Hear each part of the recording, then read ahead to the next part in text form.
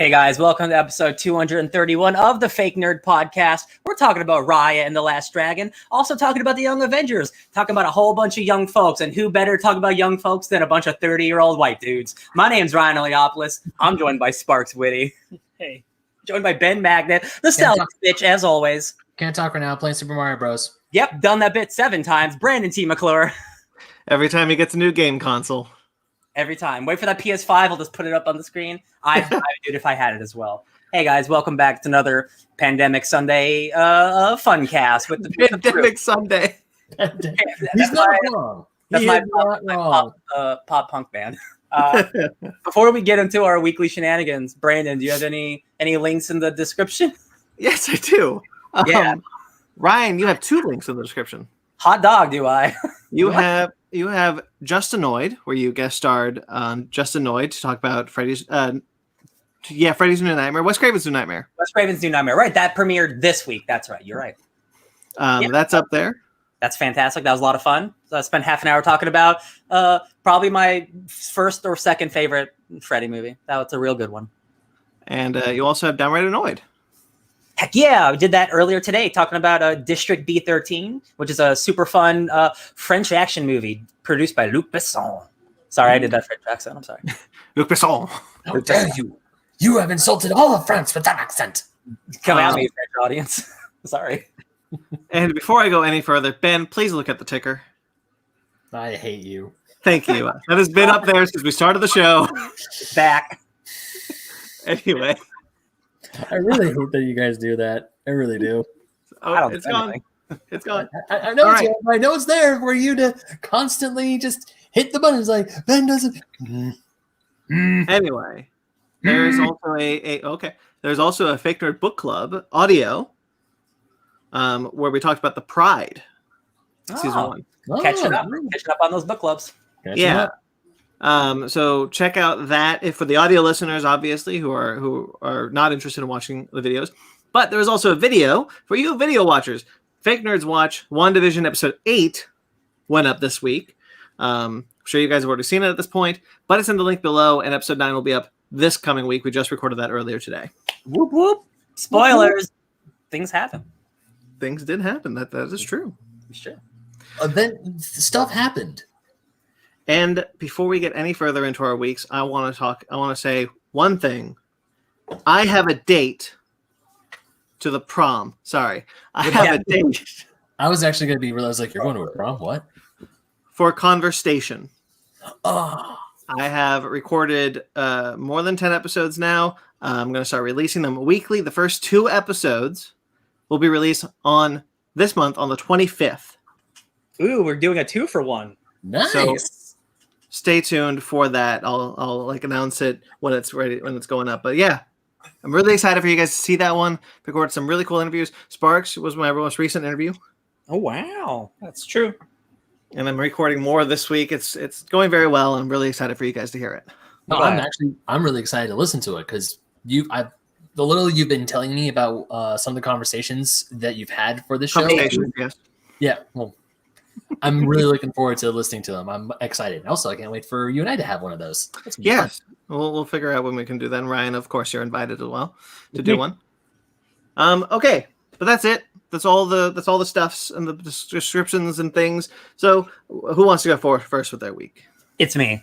Okay, right. All I did was play Hitman 3 and watch Critical Role. I watched the movie with him, but I'll let him talk about it. I'll talk a little bit of Hitman 3 just because that's all I did. Hey guys, that game's real fun. Still a beautiful sandbox mission-based game. I did that Knives Out level finally. That's fantastic. Again, that's the type of game where you pick a mission and there are 100 different ways to do it. The main way they want you to do this mission is there's a murder in this family and then you're sent in as a private investigator, or the person is sent in as a private investigator to solve who did it. And there's a bunch of family members that are all crazy. And what's fun about this level is like every single NPC has like their own like soap opera dramatic story going on. So you'll walk by the kitchen and they're like, Josh won't call me back. And it's like just really silly. Like you walked into this stupid thing, and then you meet this investigator who's just like totally not Daniel Craig, being super silly. It's not him, like it doesn't look like him, but he's just being like, oh, I'm sassy and like just really silly. So you knock that guy out, and then you become him, and then you have to interview all the different family members and try to figure out who the murderer is, because it doesn't tell you. Because if you do that, then you get to go to the person who you're actually supposed to kill as Agent 47, because it's hard to get to her, right? A lot of fun. Had a lot of fun doing that. I played that mission a couple times just to see the different variations. Yeah, loving that game. Can't wait to go back do that more. The next mission I played as it's a underground German rave, and there's a bunch of evil hitmen coming to kill you. So it's basically the game's reversed, and now you're being hunted. And it was so spooky to have just like this random hitman come up to you, like it would like you do to other people. Great game design. It hasn't happened in this franchise before, at least in this trilogy. Just good stuff. Really enjoying that.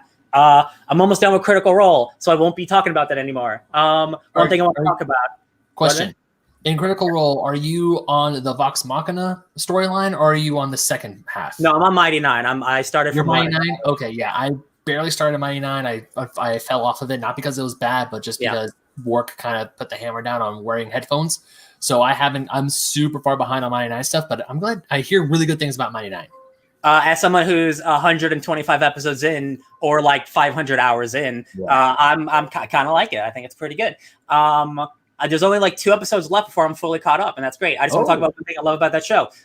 Character development. Obviously, it's a thing that everyone loves in stories, but what's great about Critical Role is there's not just like character development, but there's also like person development. And one of the people on there, Travis Fillingham, he's famous for not liking a romance role playing. You know, D&D is about like playing this other character. He's not a fan of romance just because he thinks it's kind of silly and he's not someone who wants to do it. I'm not going to tell you who and what happens in case people aren't caught up, but he finally gets involved with some romance, and like, it's such a good episode. It's so fun. And like the entire, like when all the actors are involved and wrapped up on it, they're just like watching, like loving what he's doing. And after he like kissed one of the characters on the show, he like put his hands in his palms, and everyone's just like, yeah, you kissed someone. Yeah. And it's just like, it's like Matt Mercer's like, this isn't just NPC development. It's real development. And it's just something that comes with time. And Critical Role's great. Love that show. Back to you, Johnny. Cool. Transfer the power to me. I can go next. Boo. I'm glad that bit has stuck. It's a good bit. Yeah. I also didn't do a whole lot this week. But besides that, hey guys, check out this awesome shirt I'm wearing. How cool is it? Dog. Is that our new shirt in the store that we have? For those audio listeners, he's wearing our new Basement Arcade t-shirt designed by our very own Sparks Woody. Yeah, this awesome dude designed it, and he also gave me flack because I bought the charcoal version of it and not the purple version. Because on TeePublic, you can change the color of the base shirt you want. Yeah. And I went with the dark charcoal one, but I do see his point because on the website it looked a little different. Like, oh yeah, you can still see the house, but the house in certain lighting you can't see the house very well. Hey man, it's your money. You buy what color you want, charcoal, baby. I texted him. I was like, hey, there's a sale on a TeePublic. You should probably jump on the shirt if you want to right now. He totally did. It's purely taste preference in designing the logo that, like, I told Brandon when he posted, I'm like, I prefer that the logo be shown over purple because it doesn't look much better over any other color. So like when he was sharing the image of it and everything, because of all the colors used in it, it's like, it really only looks good on purple. Because I tried a lot of other backgrounds and no good. Still looks good. Spoiler alert, this isn't the only shirt I plan on buying. Oh, hot dog. Yeah, just saying. So besides getting this super rad shirt, you noticed it earlier. I finally caved and accepted my Nostalgia's Bitch moniker. Audio listeners, I got myself the Super Mario Brothers 35th Anniversary Game & Watch Edition today. And I know you guys don't care, but I think this is really neat. So audio listeners, I will describe this as best I can, but video watchers, so you see the box, how it has like the Super Mario Bros. Logo and everything? Well, you take the thing off, and it's the original ball game, which was the very first Game & Watch that Nintendo ever put out way back in the early 1980s. So I just thought that was a little neat. And also when you open up the cover, that's when you open up to take the system out, there's this cute little message that says, special thanks to you, with a little LCD Mario and Luigi saying thank you for buying this product. That is cute. Yeah. You're welcome. Yeah, you're welcome, Nintendo, for getting my money. And as for the system itself, I haven't really put a whole lot of time into it. I played it a little bit, and I mean, it's small, it's tiny, but good God, that screen is gorgeous. It is a beautiful LCD screen. It is stunning. I mean, yes, it's an 8-bit video game. It's really, really tiny, but just the fact that it's that bright and you can adjust the brightness and the sound, it's just gorgeous. It's a really neat little device. I'm really glad I got it, to be perfectly honest with you. Glad for you. And now that is the 7th incarnation of the original Super Mario Bros. That I can play in my house at any given moment. Yeah, no, you definitely earned your title. That's 100% true. Yeah, so audio listeners, Sparks just dropped his head like, oh God, he is. I mean, you didn't have to count them, but you did. No. So, quick backstory. Tell us the story of how he counted them. No. Yeah. Then some stories don't need telling. That's funny as hell, though. You know, no, I'm not going to tell you. So, as a person who does have things, maybe not in the multiples of 7, but has things that I own more than once when I love them, I understand. Yeah. And also, I bought Skyrim like 5 times. Yeah, and also to me, you guys know me. I'm a amateur video game historian. This is a piece of history right here because that is the first video game device Nintendo put out. That was besides the arcade machines. This was the first style of Nintendo handhelds that was ever released. So, because when they first came out, they were little Game & Watches. They were little LCD screens like the Tiger games, but they were far more popular in Japan than they ever were in America. Wouldn't it technically be more like a tribute to video game history than video game history itself? Yeah, you're right. It is a tribute because Mario's 35th anniversary, and yeah, so it is more of a tribute, but it's in the same color scheme as the original ball. Game & Watch was the very first one that they made. It's also in the original Famicom. I know you audio listeners can't see it, but it's in the original colors of the Famicom, the Nintendo home console system that came out in Japan. It's neat, and also it comes with Super Mario Bros. 2: The Lost Levels, which was the original Super Mario Bros. That released in Japan but never came to America because they thought Americans were going to claim it was way too hard. So they repackaged. So the United States version of Super Mario Bros. 2 was a repackaged game called Doki Doki Panic. Right, because we're whiny babies. Which is what Doki Doki Panic means. Yeah. So I got that. And other Mario news, I've been playing a little bit of Super Mario 3D World with Fanny. We got my roommate Kai in on it, so we were playing 3 players on that before we started recording tonight. It is fun. It's awesome. I absolutely love Super Mario 3D World. I'm bummed that I never had a Wii U because that game was amazing on the Wii U, and I still think it's amazing now. It is super fun and very entertaining. Definitely recommend that game. I haven't written any articles for Old School Gamer this week because I told myself I was going to work on another one that I want to submit to them, but that never happened because other stuff kept coming up, and I was like, damn. You don't need to tell us the things you didn't do. Other stuff like Fortnite, Ben?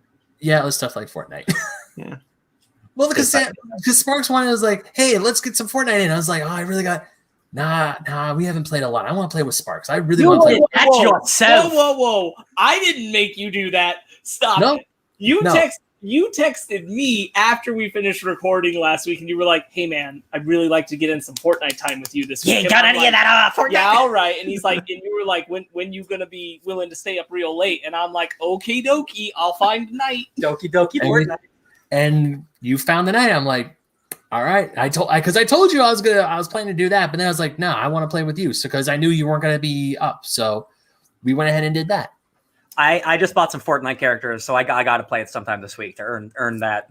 Hell yeah! Earn that money.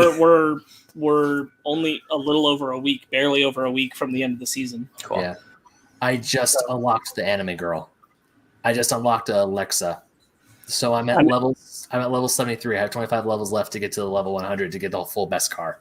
I'm cool with my Mandalorian having like half best car. It adds more like personality. Like, I didn't finish my mission. I'm too cool. Yeah, I just want Grogu, so I'm in the last 7 Yo, levels you're stretch right. to get Grogu. Grogu's dope. Oh, You are. Although $1,000. that match Sparks and I played, we did win one.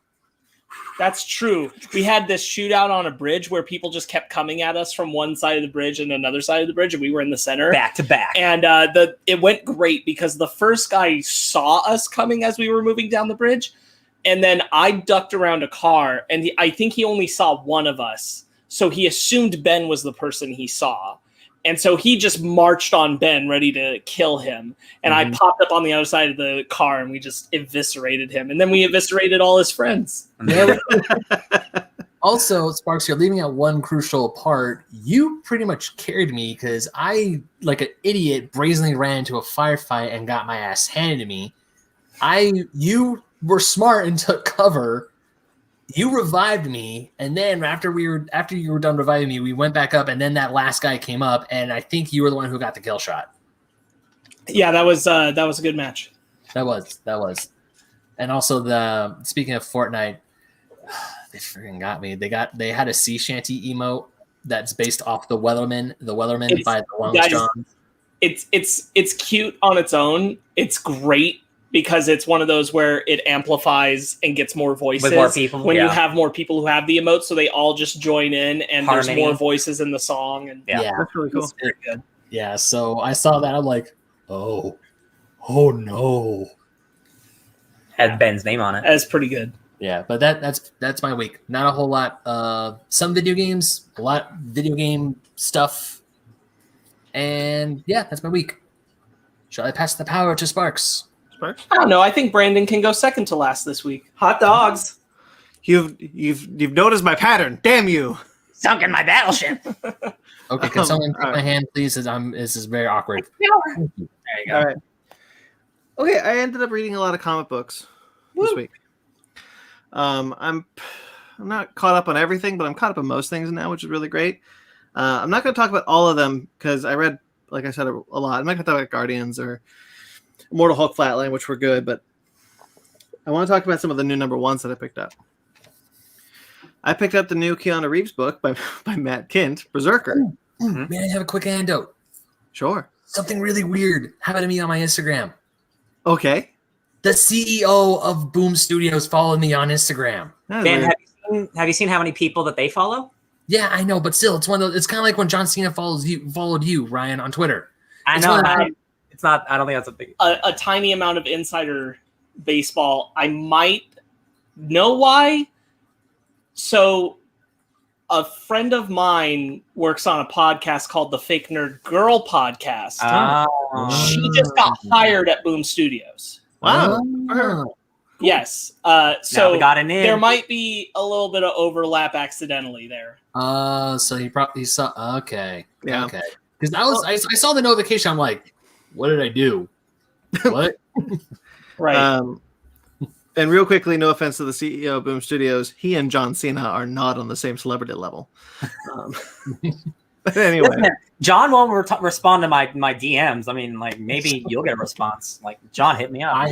I haven't tried. So I just saw that the CEO of Boom Studios follows you. I'm like, don't know what I did to deserve that, but cool. Thanks. Follow back. Cat. I should also mention that I got my swag from the Kaiju Ramen Kickstarter. I had applied to that. Nice. Got a physical magazine and a T-shirt and some art stuff. It's cool. Yay! I also got a little nice thank you gift for subscribing, which was cool. Hell yeah. They're only printing the first issue, and the rest will be digital. Yep. So. All right.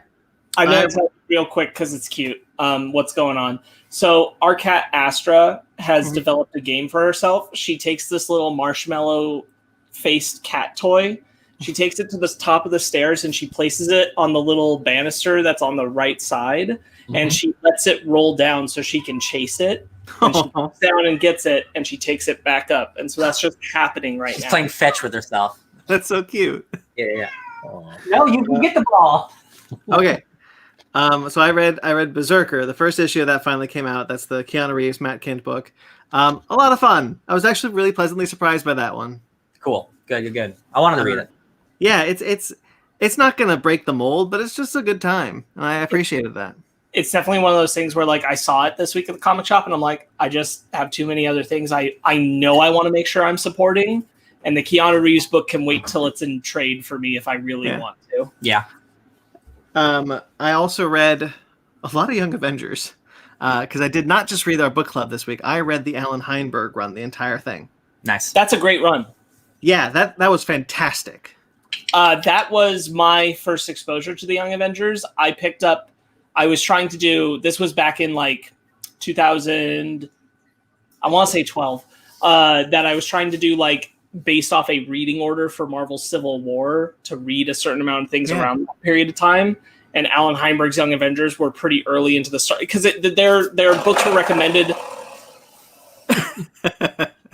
Their books were recommended coming off the heels of the House of M event. Yep. Yeah. And so I picked them up and I'm like, oh, this is really good stuff. And I didn't know any of those characters. It's a really easy dive in, Alan Heinberg. So you don't need to know those characters before that book. And that is a solid run. Really, well, it's also, it helps that like that was like the first time that they were all brought together. Like that's like the first Young Avengers book. Yeah. A lot of those characters, that's their first appearance to that first issue. So we'd never seen them before then. I was actually, having read Children's Crusade prior, which is the sequel to it, I didn't realize that Speed is actually not on that team until the last 2 issues. And that was really surprising. Yeah. I forget. I haven't read it in a while. It's good. It's good stuff. I'm glad you read it. Yeah, I wanted to read it because in X Factor, Speed goes to visit his boyfriend for a quick. I was like, both of them. That's awesome. Wait. So I went back and read Young Avengers, but yeah, fantastic run. I knew Children's Crusade was really good. I really liked the character work. Getting to know Wiccan and Speed in their original forms on that comic, awesome. Highly recommend. It's available as one trade. You can buy the complete collection. That's just 12 issues and a special. I really appreciated how much Jessica Jones was in that book because I love Jessica Jones. She plays a heavy role. Yeah, super good. Yeah, I loved it. It also helped reading that prior to reading this run. Yeah, absolutely. Then I read a book called Stray Dogs. There's a new issue 1 book called Stray Dogs, which is self-described as Secret Life of Pets meets 7. Okay. It is about not talking animals, but like they can talk to each other, and it's from the animal's perspective, and it's about dogs trying to figure out if their master had murdered all their prior masters because they're all foster dogs. All right. Oh, wow. Do you have who the writer is by any chance? I don't offhand. I was going to bring the book over here, but I forgot. So, remind me what it's called again. Stray Dogs. Stray Dogs. Yeah, it's really good. It's a 5-issue miniseries, so it's kind of easy to get in. I might trade wait for the rest because it's not on my poll. I just picked it up on a lark. Yeah, I understand that. Oh, really, this is the book that had the Silence of the Lambs inspired cover. Oh, I did see that. Yeah, I remember this. Yes. Okay, got it. It's that Lady and the Tramp meets Silence of the Lambs. That's what this said is. Jeez. Okay. Yeah, it's good. Cool. Good to know. I'm going to talk about the best 2 last. So one more of the not best 2 was Infinite Frontier. I read Infinite Frontier 0, which is the new lead-in to the new DC event, Infinite Frontier. That's a very good book that's very disappointing. Oh. If that makes any sense. The writing is good. All the sections kind of as pieces and as a whole are fun to read and good, and it's good character work from the DC universe for the most part. But all the best stories don't have books announced coming into the new run. So the problem we had with Future State then as well. Yeah. Basically. Got it. Yeah. So there's two specifically that I liked a lot, and it's one teases a Batgirls book where Barbara Gordon is now Oracle again, and Cassie and Steph are helping her out as both Batgirls. That sounds excellent. I want to read the shit out of that. No solicitations for that. I mean, I don't need more Batman universe books, but that does sound good. Yeah. I've wanted that since the New 52. And then there's a book. There's a couple pages where they retcon Earth 1 Alan Scott to be gay, like his Earth 2 counterpart. And they do it in a way that I found really respectful and most importantly, didn't erase his children, Obsidian and Jade. That's good. Because Obsidian is also a gay character. I thought that was great. And that's getting an event miniseries that was just announced a couple days ago. So that's been kind of rectified, but I'm like, where's my JSA book, guys? You've been teasing this for years. I'm sure they have some big plan It's just I not hope so. ready yet. I'm sure there will be a JSA book right around the time Black Adam will come out. Oh, like in a year? Yeah, even less. Yeah. But at this point, it's so frustrating for me as a JSA fan because we've had 3 instances in the last year and a half that the JSA have returned, and then they go away until the next time they return, and then they go away for the next time they return. There was some Doomsday Clock stuff, right? Wasn't like yeah. Dang, yeah. And Justice League did it too. Yeah. I just want my JSA back, guys. Yeah, I get it. Ultimately, though, the books that are announced got good teams, and the teases are really engaging and interesting. There's a great Scarecrow image from Jimenez. Oh my god, you guys, that's so good. Yeah, I see it. I love it when they make Scarecrow scary. Because most of the time he's a joke, and I hate that. I mean, that's what I'm critical on the game, but Arkham Knight, that Scarecrow is awesome. Yeah, that's super spooky. I mean, I thought Scarecrow was scary in Arkham Asylum, especially since his hand was like had hypodermic needles on it. Yeah, but dude, Arkham Knight Scarecrow was freaking terrifying, man. That was the first time in like 10 years that they tried to make Scarecrow scary, and that was so cool for me. I mean, like the few scenes of Scarecrow that we got in Batman Begins were pretty cool, but they weren't like that's scary. When you see Arkham Knight Scarecrow, you're like, that's more like the fear stuff working than him himself being scary. Yeah, true. See, that's what I want. I want to see more of Scarecrow being like ripped straight from a horror movie. That's what I want to see Scarecrow as. You kind of want to see him like be the Scarecrow that you would see at like Halloween Horror Nights or something, where he's actually supposed to be freaking terrifying and scary. Honestly. So I really liked what they did with that character. So ultimately, it's a solid read. Joshua Williamson is really good. They also reintroduced the Justice Incarnate from Multiversity, which is one of my favorite Justice Leagues that they do nothing with. So I'm kind of hoping like, can we get something with these guys too? That's the one with Captain Carrot, right? Captain Carrot, President Superman, Aquaman. Yeah, I love the Justice Incarnate. They're the keepers of the multiverse. Still can't believe it. All right, who's that Batman? He's Robot Batman. What's up with that? Oh yeah, Steampunk Batman. No, Adam Strange Batman. I forgot what he's called.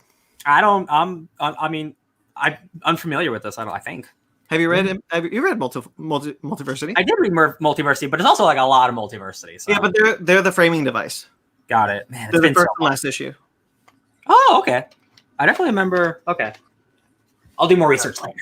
Yeah, I love the Justice Incarnate. They're such cool characters, and they've always wanted DC to do something with, but they always show up when like the big multiverse event is happening, and I'm like, no, come on, give me an ongoing. I want a Justice League team that traverses the multiverse so bad. Give me more. All right, that would be very cool. Well, the 2 best books I read were Demon Days X-Men from Marvel by Peach Momoko. Ah, excellent! I want it. I forgot that came out. I gotta go to the store. Oh god. Yeah, Peach Momoko is such a beautiful artist. This reimagines not just the X-Men, but the Marvel Universe in feudal Japan. And I'm not talking like 1-to-1 like they did in 1602. It's like they've completely reimagined them from the ground up as having lived in feudal Japan. So like the Hulk is a god. Is this a mini series? So it's a one-shot. Oh. Damn it. So it's 1 issue, and that bummed me out until the very last page says Demon Days Black Widow coming in June. I'm like, yes, more of this. Give me more of this. So it's called Demon Days. It's called Demon Days X-Men. Yes. That's dope. I'm into it. I kind of want it like really bad now. Honestly, right up your alley. It's a version of Olivia Munn from Apocalypse. Psylocke. It's a version of Psylocke fighting a version of Venom. But it's all imagined as like demons and wizardry, and Logan is an actual Wolverine. Nice. Yeah, there were plenty at our comic store, guys, so you'll be able to grab it. It should just be in my pull list because I said, "Give me every X-Men book ever." They probably didn't put it in yours because I have the same stipulation. They didn't give it to me, but I picked it up anyway. Beautiful. Again, they had plenty. Cool. It's good. Highly recommend. Right on. Did I put X-Corp in my pull? I did. Okay. And then I read Radiant Black by Kyle Higgins. Oh, that came out. Oh my god. Yeah, a couple weeks ago. I was a little behind. And I read that. Excellent book. Art's gorgeous. You tweeted something about that this week, didn't you? I did, because there's a line in that that's like, it's talking to me in a bad way. It's a very relatable book. What it is, it's about a writer who failed in LA and moved in with his parents, and he's 30. And I'm like, are you kidding me right now? Yeah, you're not living with your parents though, so you're just all right. I know, but like it's Kyle Higgins kind of pouring out like his own emotional insecurities into this character, which also has Power Ranger action. Yeah. Yeah, because he responded to what you said, and he said, "Write what you know." Yeah, because like that, there's a line specifically that I tweeted, and I won't read it out. That really just like got me. Like it really spoke to me in a way where it's like I relate to this character. Very relatable book. Awesome. Highly recommend. Okay, that's all the cool stuff. No, it's not. Pacific Rim: The Black. Oh. I watched the whole thing. Only 7 episodes, 30 minutes long. This is the new Polygon original series on Netflix that is set after Pacific Rim Uprising. I finally figured that out. Awesome. Really good. The animation is a step up from what Polygon did with the Godzilla Earth trilogy, which is really great. The colors really pop. They're still having trouble with character stuff, but the writing is there. Like, if you guys can get past it, I recommend it. Past the character animation, because it is a. I forgot I wrote this out. That I was going to talk. Read it out to you specifically. But basically, one of the things I really liked about it was that it felt like a more true follow-up to Pacific Rim, of that it kind of like of equal passion and story beats, and it's a more intimate story than both Pacific Rim and Pacific Rim Uprising, but it's also a more brutal story. The first episode alone is wildly brutal. As someone who found Uprising lacking, this was kind of this was like coming back to the franchise and being like, okay, there's still a lot of stuff that I think would be really cool for this franchise. I really liked it. Awesome. Really liked it. That's good. I'm sure I'll check it out eventually. I would love to check it out because I did have kind of wrote off Pacific Rim, the Black, right? Yeah, Black. Yeah, I kind of wrote it off as like, oh, this is probably gonna suck just like Godzilla did because of look how bad that animation is. But just hearing how, because I have seen your tweets about this show, and I'm like, oh damn, this I need to get on this because I love the first Pacific Rim movie. My biggest problems with the Godzilla Earth trilogy is how boring it looks. As far as the animation, like I can get past the janky, weird frame rate for the character animation, but it's a really boringly designed series. Pacific Rim Uprising, Pacific Rim: The Black is not. It's very vibrant and colorful and exciting. They introduce a really cool concept building off of the drone kaiju from the second film. That was really cool. They do something really cool with the drift that I thought was a really cool, really interesting development. Highly recommend, honestly. If you could get past the animation, I think you guys would really like it. All right. Hell yeah. I also started rewatching Community. I'm on season 3. It's excellent. I love that show. Right on. It's 17th time going through it. I watched Tom and Jerry. Tim Story's Tom and Jerry, which is I didn't even know it came out until you talked about it. It's definitely the worst movie in a decade. Oh God! Oh boy! That's totally an over exaggeration. But it's bad. Yeah. It's very bad. That's. I mean, Tim Story, has he made a good movie? Yeah. I mean, people like Barbershop, and then I don't know, Fantastic Four and something else. I don't know. Shaft was awful. I think for the time that the superhero movies were in, the Fantastic Four movies are good. If anything, they've only better in time. Yeah. At least that second one. That second one's probably fine. I will always praise, like, I think everything around Michael Chiklis's performance as the Thing was really great, especially for the time. Same with Human Torch. Yeah. Yeah. I just think they did, like, they nailed all the character emotional stuff that they went for with Michael Chiklis's Thing.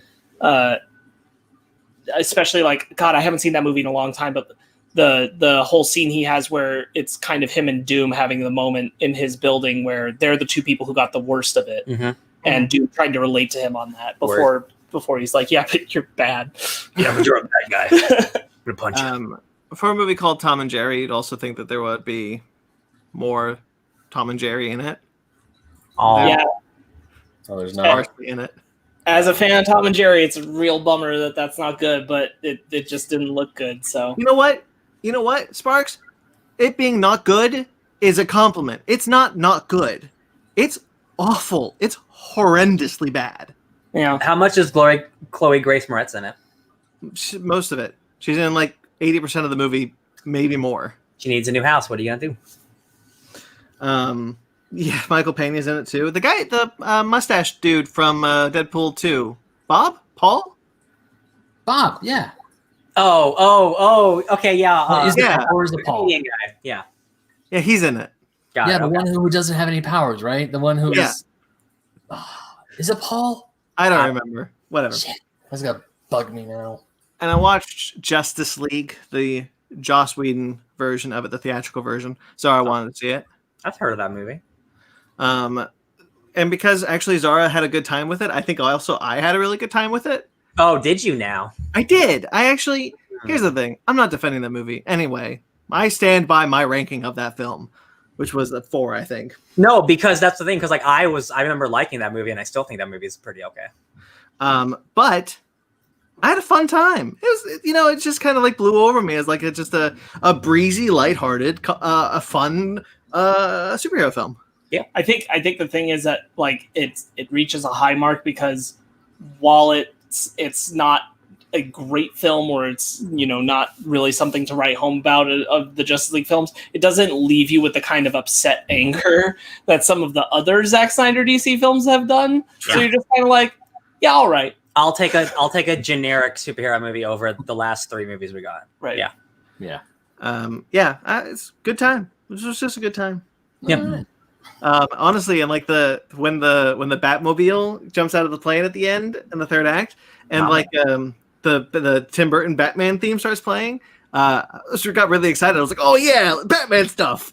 Guys, I will defend to the death that like I understand why people are bothered by the CGI of Henry Cavill. I totally get it, and I totally get that this is the part of the movie where it's at its worst. But the fact that they opened that movie with kids interviewing Superman and asking him what he likes about Earth was pure genius. And cut from that to the newspapers of Superman and said, I'm like, I now believe that he was important. That's all you had to do. I believe that people liked him, that he was a beacon. Beautiful. I agree. But one of the things that it really wanted me to do watching this, I really want to rewatch Aquaman. Hell yeah.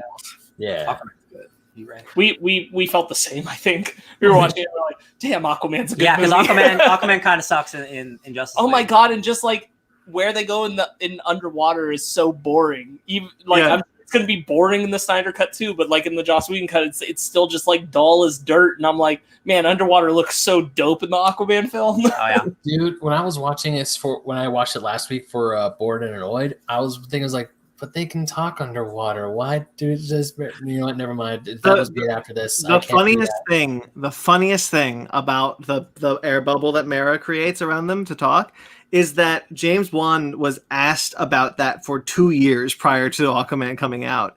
And every time he had to be like, oh, we figured it out. We figured out how they're going to talk underwater. We figured it out. Don't worry. And then finally he just got so fed up and he was like, they're just talking.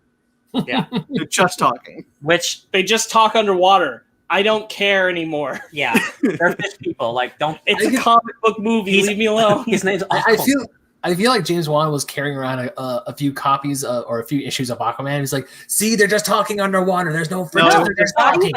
Not even. No. Never once watching Aquaman do I go, but how are they talking underwater? Never once during any movie dealing with people in the water in my entire life have I questioned how are they talking, because it's not real.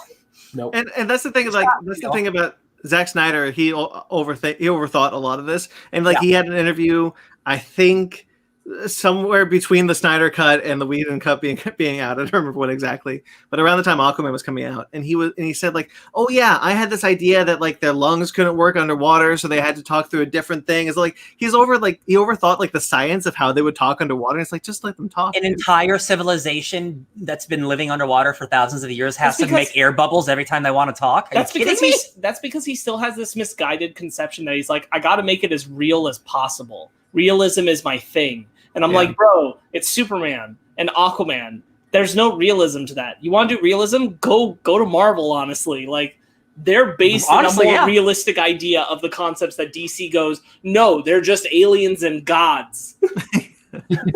Yeah. And then finally, the final thing I want to talk about is that, and Sparks, you'll talk about it as well, Barb and Star go to Vista Del Mar. Sparks was kind enough to rent that movie for himself and allowed me to watch it off of that. Guys, if you like Paddington and Bill and Ted Face the Music as like happy movies, watch Barb and Star go to Vista Del Mar.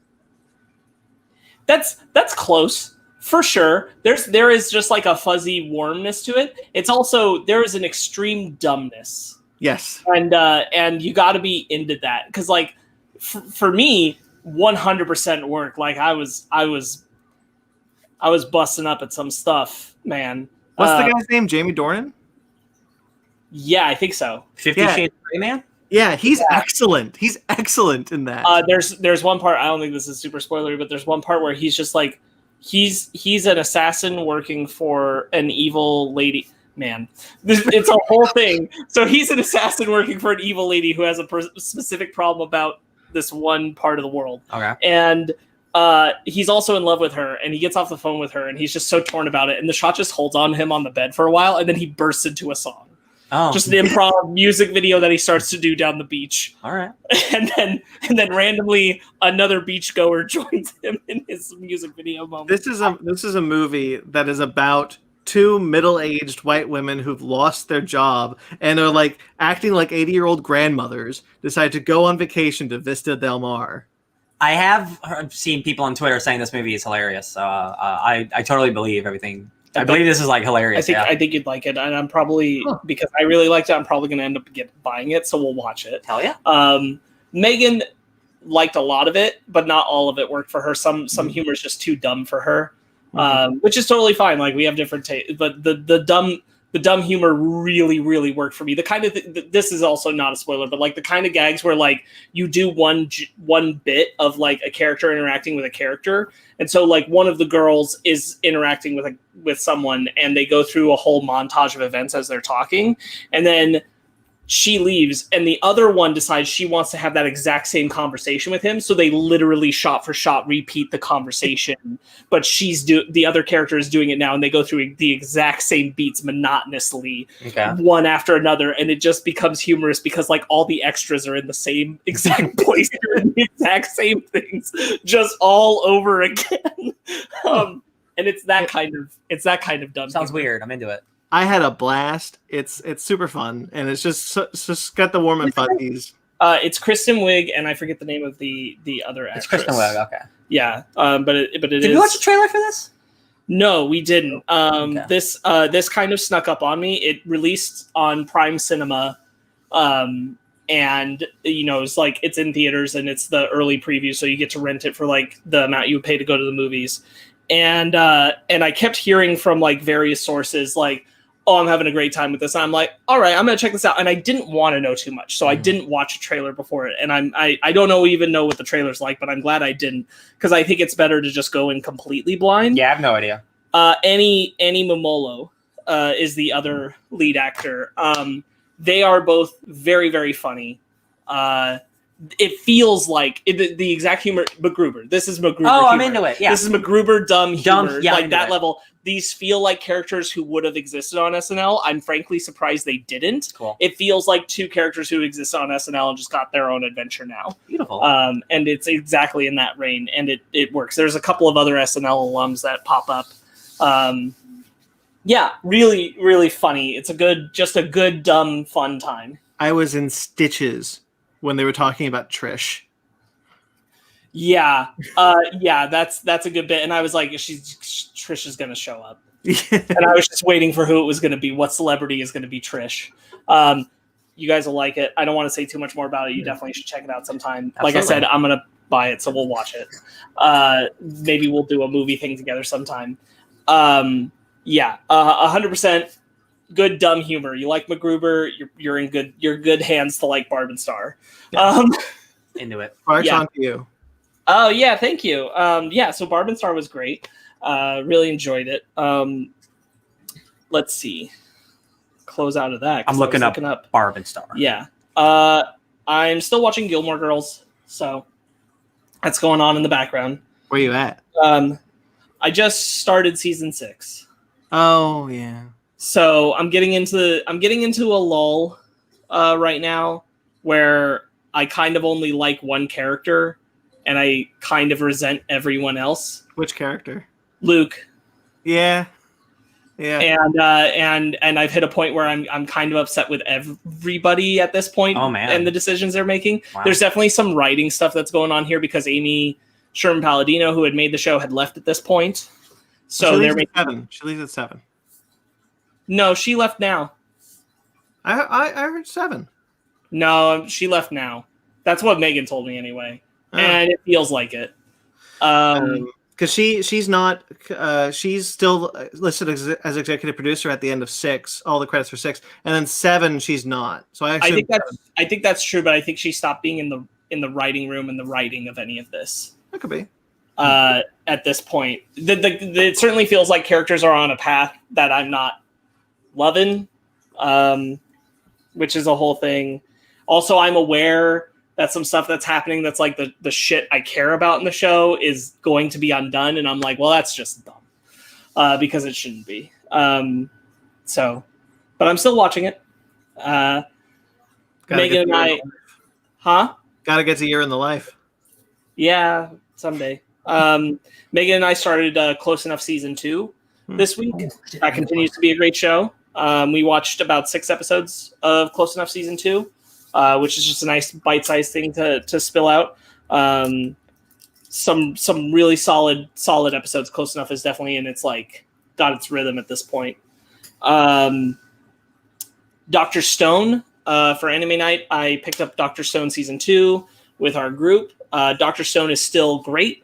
I've talked to you guys about the concept. That concept is still awesome. That show is still super good. Can't complain about that at all. I'm catching up on Black Lightning because it's in its last season. I really want to be watching it, and I fell behind, and I want to catch up. So I'm rewatching. I started back at the beginning of season 2 because I dropped off somewhere in season 2. So I just started season 2 over, and I'm moving forward with it. Which honestly, rewatching just the first episode of season 2, I went, this just like the. Having recently watched several other CW shows like Legends, Supergirl, The Flash, and Batwoman, they're just made differently. Like literally the cinematography, the way they do fight scenes. Same with Superman and Lois, apparently. The way they do the music behind moments is just, it's different. It just doesn't, like all of those other shows feel like they're more or less done by the same people, even though they're not. They're kind of in this vein where it's like, it's the same style of things. Yeah. And Black Lightning is not. It's just not. There is so much more thought and work put into it. Feels like the way they're going to film something. Maybe that's why the it's canceled. Colors, the lighting, who knows. But too expensive. Just watching that first episode of season 2 again, I was like, I could write a whole analysis about why Black Lightning is just a show that punches harder than the other CW shows based off this single episode. It's all here.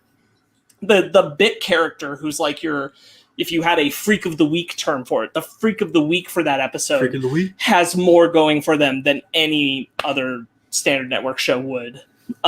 This is one where some very minor spoilers because he is like the character of the week, but he was killed by the police, but he also has the mutant gene in him. So he ends up resurrecting. And when he resurrects in front of his mother, his mutant gene makes people tell an aggressive truth.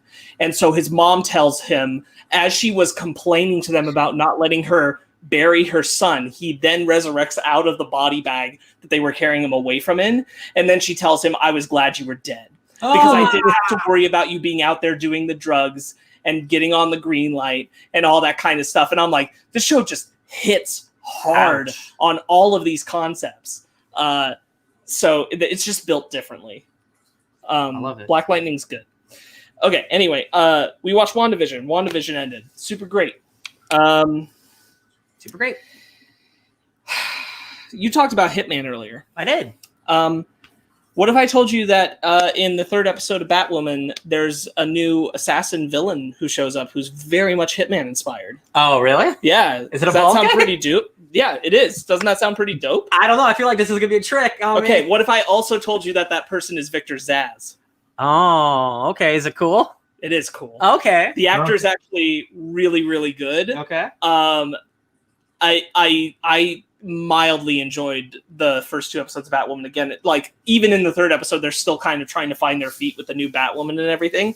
However, the opening of the third episode is all about this new Victor Zsasz, and it's and he's a spooky actor. He's good. it's a killer scene. It is really, really good. He has excellent dialogue. The actor delivers it pitch perfect. And after he murders people in the opening of the thing he goes to, he has to make 2 cuts on himself. And so he makes one, and then he can't find a spot on his body for another. And he's like looking all over, and he goes, wow, look who's getting close to retirement. Oh. And then he goes and puts another on the back of his head, his first one on his head. And I'm like, dang, this is a good villain. This is a good villain. I'm not going to lie. This is the most I've been into Batwoman for a while, is because of the appearance of this Victor Zsasz. So that's pretty good. I gotta give it credit where it's due. All right. Oh my god, that's just so cool. Because Victor Zsasz is normally just seen as like a psycho killer, Right? Mhm. Yeah. but like I'm close to retirement. Like that's so cool. Like he has like a goal. He is No, like an expensive hitman. He is very much inspired by the Hitman video game character. That is this new take on Victor Zsasz, and honestly, it really, really works. I like don't want to watch Batwoman, but like I might just like watch. You might want to watch the third episode. just that episode. That episode's solid. All right. That kind of does raise a point. If Victor Zsasz can't put a mark, does he stop killing? Or I guess he does. If he can't put a mark anywhere else, he's like, I'm done. I'm retired. Can't put marks anymore. He's got another great bit where he's supposed to go into a lab and assassinate a specific scientist, and he gets into the lab, and then the scientist is like, who are you? And he's like, the alarm's going off, and he's like, oh, I'm that guy, because the alarm's going off. And then the scientist pulls a gun on him. He's like, you have a gun in your lab? What kind of doctor are you? Right on. All right. It's tight, guys. So I've been playing the Spider-Man DLC because I still need to finish it. I finished the 2nd chapter. Now I'm in the 3rd and final chapter. Turf Wars or whatever. Yeah, where Silver Sable has showed up. Silver Sable rules. So Silver Lining. Silver Sable's cool. Really, really enjoying playing through that because I'm trying to catch up because now I do have Miles Morales on the PS5, so I want to get to that. Spider-Man's great. We've talked about it. I watched just today the Framing Britney documentary that is available out there. I highly recommend it. It's not a long watch. It's an hour and 12 minutes. I think that it does a really good job of being a good summation perspective of everything that Britney Spears went through her life, through her career. I think it spotlights a lot of good voices on all sides of the topic. A good example of that is that there is the guy who was the paparazzi guy who she tried to smash the truck window of with the umbrella. That guy is part of the interview process, and he gives his very honest opinion that, like, you know, we were never that bad to her. She needed us, we needed her. She honestly loved having us around, and it's like, you know, she never gave us an indication that she really wanted to be left alone. And then the interviewer asked, "You mean like when she said she wanted to be left alone?" And he's like, "Well, she just meant for like the day." Oh god. And it's a really sickening perspective to see, but I think it's also really important to see it. And it's a lot of just like who made this knew what they were doing as they did it. There's this great part. I know it's been shared around on Twitter, but just in case you haven't seen it, there's this great part where they have this interview of Britney where she's talking about learning to let go of unnecessary people, and it immediately cuts from her saying that line to a shot of her with Justin Timberlake when they were dating, and it's like, they knew what they were saying. Oh man, it's well put together. It makes its case very well. It's gonna be man. So I highly recommend watching it. I think especially if you don't know a lot about that situation, not even just the current situation, but like how Britney Spears' life kind of went. It's pretty useful to know, and it's pretty useful to to just have that perspective. I think it's super important. There's a really good, that documentary manages to be a really good by focusing on Britney Spears' analysis of how paparazzi culture rose during our childhood, how it boomed, and how misogynistic it was inherently, massively misogynistic. And Britney Spears is a good direct case example of that. I had a Britney Spears poster on my wall when I was a kid, when that first album came out. Thought she was great. Two other things. I watched 2 movies I've seen before, but I watched them again this week. One of them was Edge of Tomorrow, because Megan had never seen it. So we watched Edge of Tomorrow this week. That movie still kicks ass. That movie still kicks ass. Still need to watch it. It's a great movie. Yeah. It's a good movie. Hey, guess what? Groundhog Day movies, still, all of them are good. Every single one. Crazy. Who would have thought? Yeah. Who would have thought? Unbeatable trend. Great. It feels like a great video game movie too. Like you're slowly getting closer and closer to like the final boss. Like it's just so well made. I realize that like it does something that most Groundhog Day movies don't usually do, which is like you go much further location wise and outside of the timeline. And even as it does it, it's giving you a new set of like, and once they decided this was the new path, here's how many times they repeated those actions, Yeah. but you're not repeating the standard same day. Yeah. It's always constantly like moving a little further and further away from the initial. Like micro montages. Yeah, exactly. And I think that's one of the reasons why that film works so well. Really great. Love Edge of Tomorrow. And the other one I want to talk about is Kong Skull Island, because I'm getting ready for the big showdown at the end of the month. And I love Kong Skull Island. That movie is super good. Honestly, when I was sitting there and I just hadn't thought about it in a while, and I'm like, good God, this movie has John Goodman in it too, and Sam Jackson. Like, this cast list is insane. When you say, oh, look at our Kong cast list, and it's just all these folks, and I'm like, this movie is nuts. 3 Marvel alums with Sam Jackson, Tom Hiddleston, and Brie Larson. Yeah. And another guy who's a minor character, but I forgot who it was. But there's another person in there. That's From Agent Carter. Huh? From Agent Carter, the guy from Agent Carter. Yeah, exactly. Yes, Oh. thank you. From Agent Carter, the guy who tries to make the sacrifice play. That's the Metal Gear director. Oh, I'm so excited. Yeah, Jordan Voight Roberts. Yeah. You mean the guy who got whipped by the Skull Crusher with the grenades is directing the new Metal Gear movie? No. The director of Kong Skull Island is. Oh, okay. It's random actors directing Metal Gear. I was about to say, what? Good for that guy. I just this time it's been a while since I saw it, and this was the first time where I was just like taking it in shot by shot. I felt like I was really noticing just the way they did lighting, the way they did colors, the way the pacing is done, the way the story unfolds.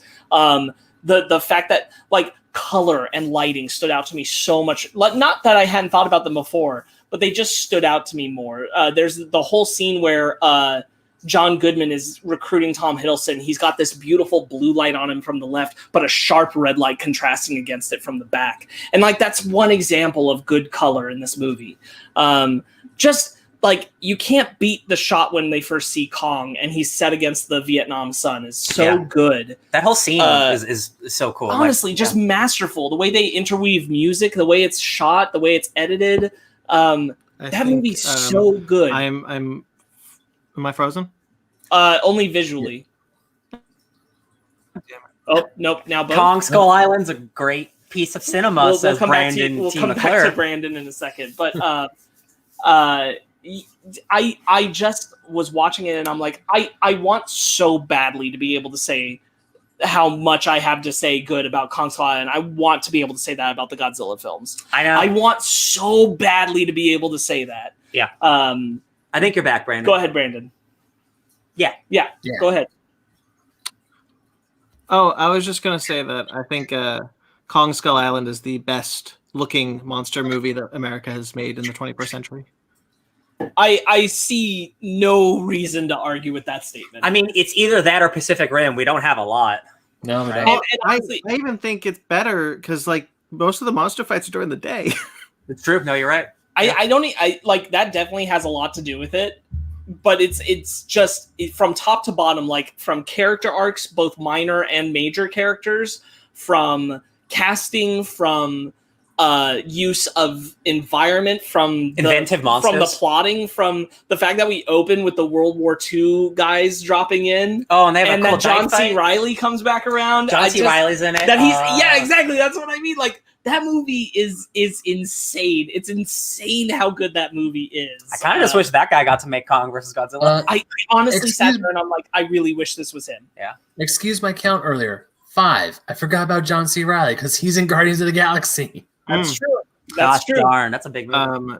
Yeah, Kong Skull Island. Well, not my favorite in the MonsterVerse because that's still Godzilla 14 for me. It's close. It's just it's so. I think like regardless of like what you like more, you can like the other Godzilla movies more or whatever, but like it is undeniably masterfully made. Yeah. In such a way that like each piece is so lovingly crafted that I just don't think the other Godzilla films had. Like every single shot was so meticulously thought about, so meticulously planned, and you just don't have that in the other films. And Ryan's right. I was watching it and I'm like, God, I wish he was doing Kong versus Godzilla. I think that movie would look insane. He's too busy making Metal Gear. I think we'd be like, our minds would be blown by how good that movie would be. Yeah. I truly wish it had been him, because like I'm not saying I'm still excited for what Kong versus Godzilla is gonna be, but I truly believe in his hands. I would have loved to have seen what he would have done with Godzilla, and brought his Kong back for it. So go back and watch Kong Skull Island, y'all. Super great film. It's a winner. That was an excellent movie. That's it. That's my week. I actually do need to go back and watch Kong Skull Island because it's been a long time, and I remember you guys hyped it up. And after we were done recording the show, I actually went to go see it. Didn't we see it together? We reviewed it together. No, you guys saw it together because I was gone for spring training. That's right. I was on my trip, and then I came home. We recorded the show, and then I went to go see it with Fanny. That was fun. Your MonsterVerse marathon has started. Mine starts this week. Yeah. The Kong Skull Island and King of the Monsters are both available on HBO Max. I do not believe Godzilla 2014 is, though. Weird. But you can check out Kong Skull Island on there, so I recommend you do it. I got Godzilla 14 on Blu-ray, so I'm fine. All right. Shall we get into our bread and butter? That sounds like a good plan. Yum, yum, yum.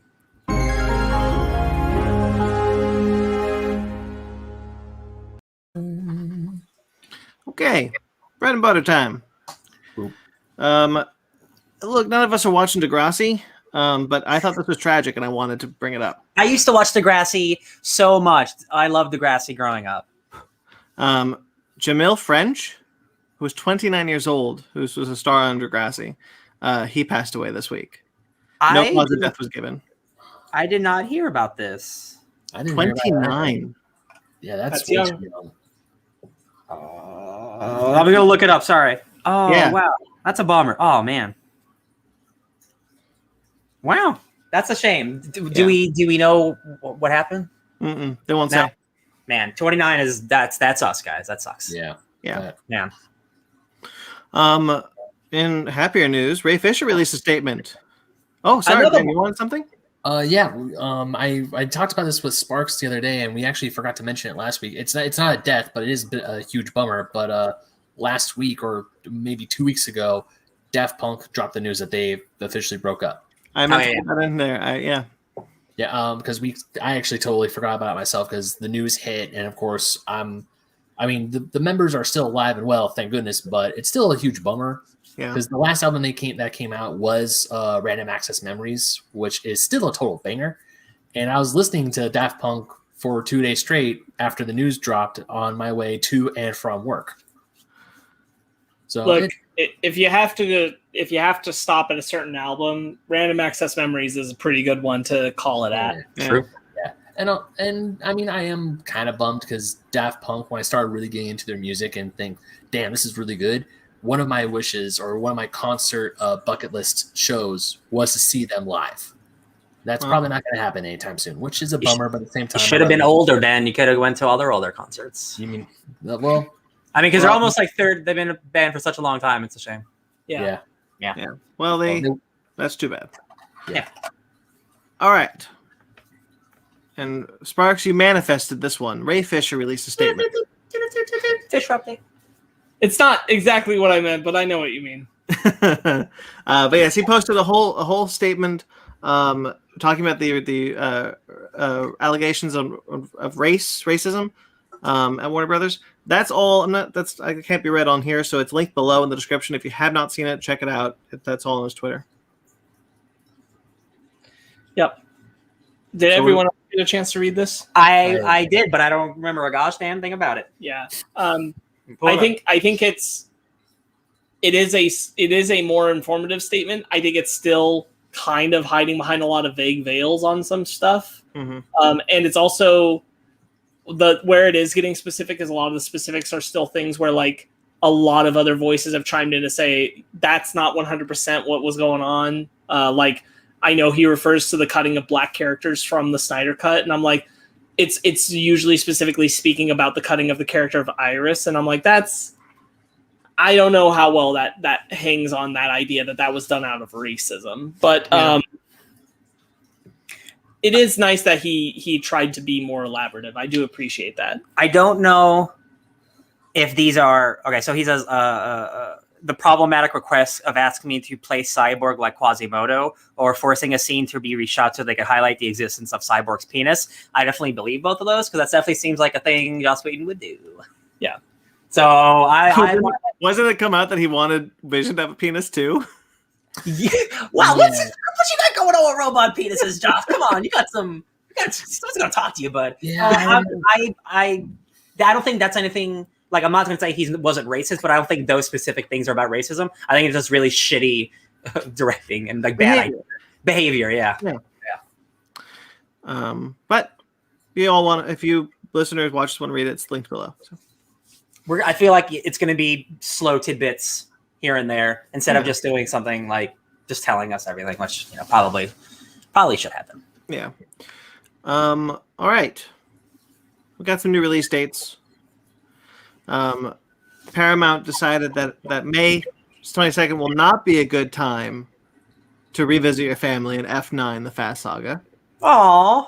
So they pushed it to June 25th. Oh, just a month? Yeah. This makes a lot of sense because Biden came out this week and said that he's confident everyone will be vaccinated by the end of May in America. That's his new planned estimated rollout. So they're pushing back F9. Seems like an effort to be like everyone will go to the theaters at that point. I really would love to go with my family to go see it the family. So I'm just saying. Yeah, I would like to go with my family. You guys at the family. That's what I'm talking about. I know you. Oh, Universal Studios, not Paramount. Sorry. I don't know why I said Paramount. A Quiet Place Part 2 has shown gumption this week by moving from its September 17th release date to May 28th. Taking F9 slot. Taking F9 slot, yeah. So it got delayed. Delayed. Push forward. I mean, cool. I mean, whatever. Yeah. Awesome. I hope we can go to the movies at that point. I really want to. Yeah, at this point, a little over a year later, we'll finally know if our review was right or not. Oh yeah, if my laser cannons will come true. my sound cannons. Oh, those are fun. I totally forgot about those. My God. Almost was a year ago. Yeah. Oh, we're coming up on our quarantine anniversary. Hell yeah. All right. Anyway, some controversy stuff happened this week that I felt was part of our wheel to talk about. The lead designer for Hogwarts Legacy, Troy Levitt, left the project because he's an asshole. This is the guy who had the right-wing YouTube channel, right? Yeah. Yeah, this guy's a bad man. So a couple weeks ago, I think we found out that this guy is the guy in charge of this new Harry Potter game. You look at his YouTube page; it's horrible. Yeah, he had an old YouTube. I don't know if he still ran it, but his old stuff was like just right-wing bullshit, like very anti-feminist, like the typical bullshit. Yeah. And then he's risen up in video games, and now he's creating a game. It seems like a lot of the studio doesn't like this guy or he doesn't represent the full game, and it seems like now he's out, which is good, which is nice. Well, they've had to do a lot of damage control with this game because the J.K. Rowling stuff, obviously, and then they were like, wait, you can make a trans character. Yeah. And this guy's gone. I mean, that's great that there's inclusion in the game, making characters be whoever you want. That's awesome. Yeah. it's like what they will do anything they need to get people to buy this game, because people are not going to buy this game because it's a Harry Potter game. Yeah, that's just at the end of the day, it's JK still getting money, and I don't know how much you can do to it's still going into her pocket, and that's for a lot of people. There's nothing you can do. It's unfortunate. I have seen so many posts of of people on Instagram and Twitter just talk about how just don't do anything. You can still love the books, you can still love the movies; those are out, but just don't anything new that comes up. Just don't give JK money. Just boycott it. You don't agree with it, just screw that shit. Just stick with the old stuff you already have. Either way, this guy's an asshole, and he's been booted.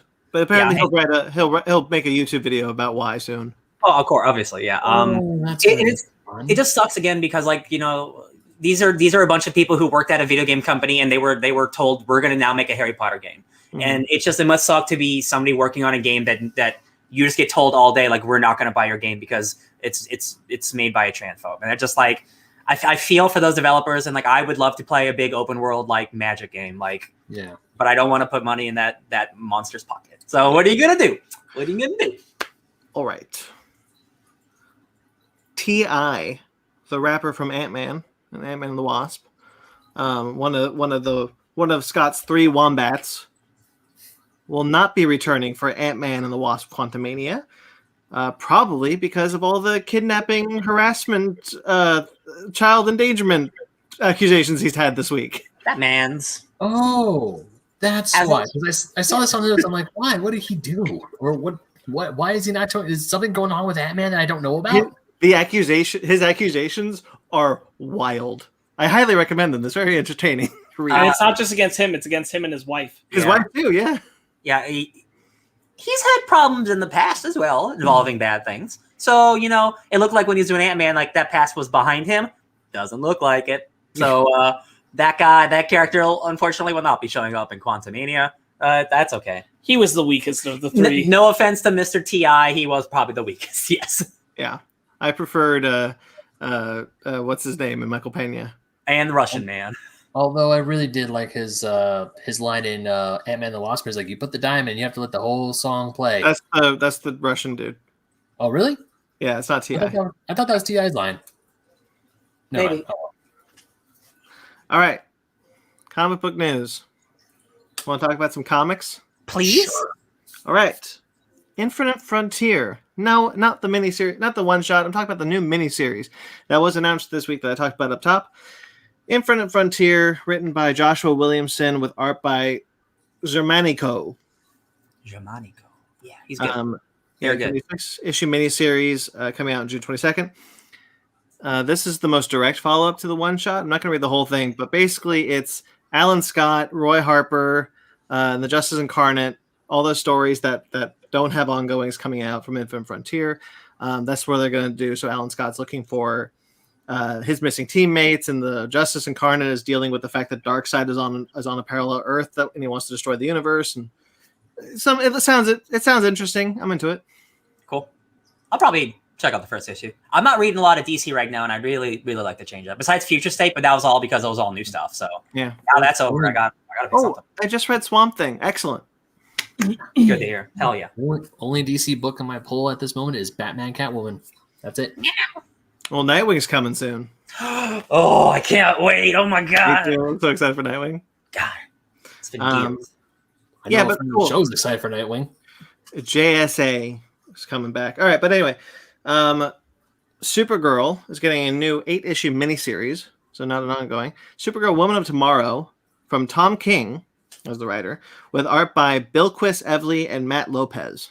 Man, Bilquis Evely, who most recently did Sandman, insanely talented artist. Like truly one of the best up and coming artists. And there's no wonder they're getting a big Tom King book. I'm the Tom King guy here. This sucks. This is the wrong move. Tom King should not be the guy writing a Superwoman comic, Supergirl comic. The problem we talk about is diversity all the time. Like, why are you giving this female book to just one of the mainstays at DC?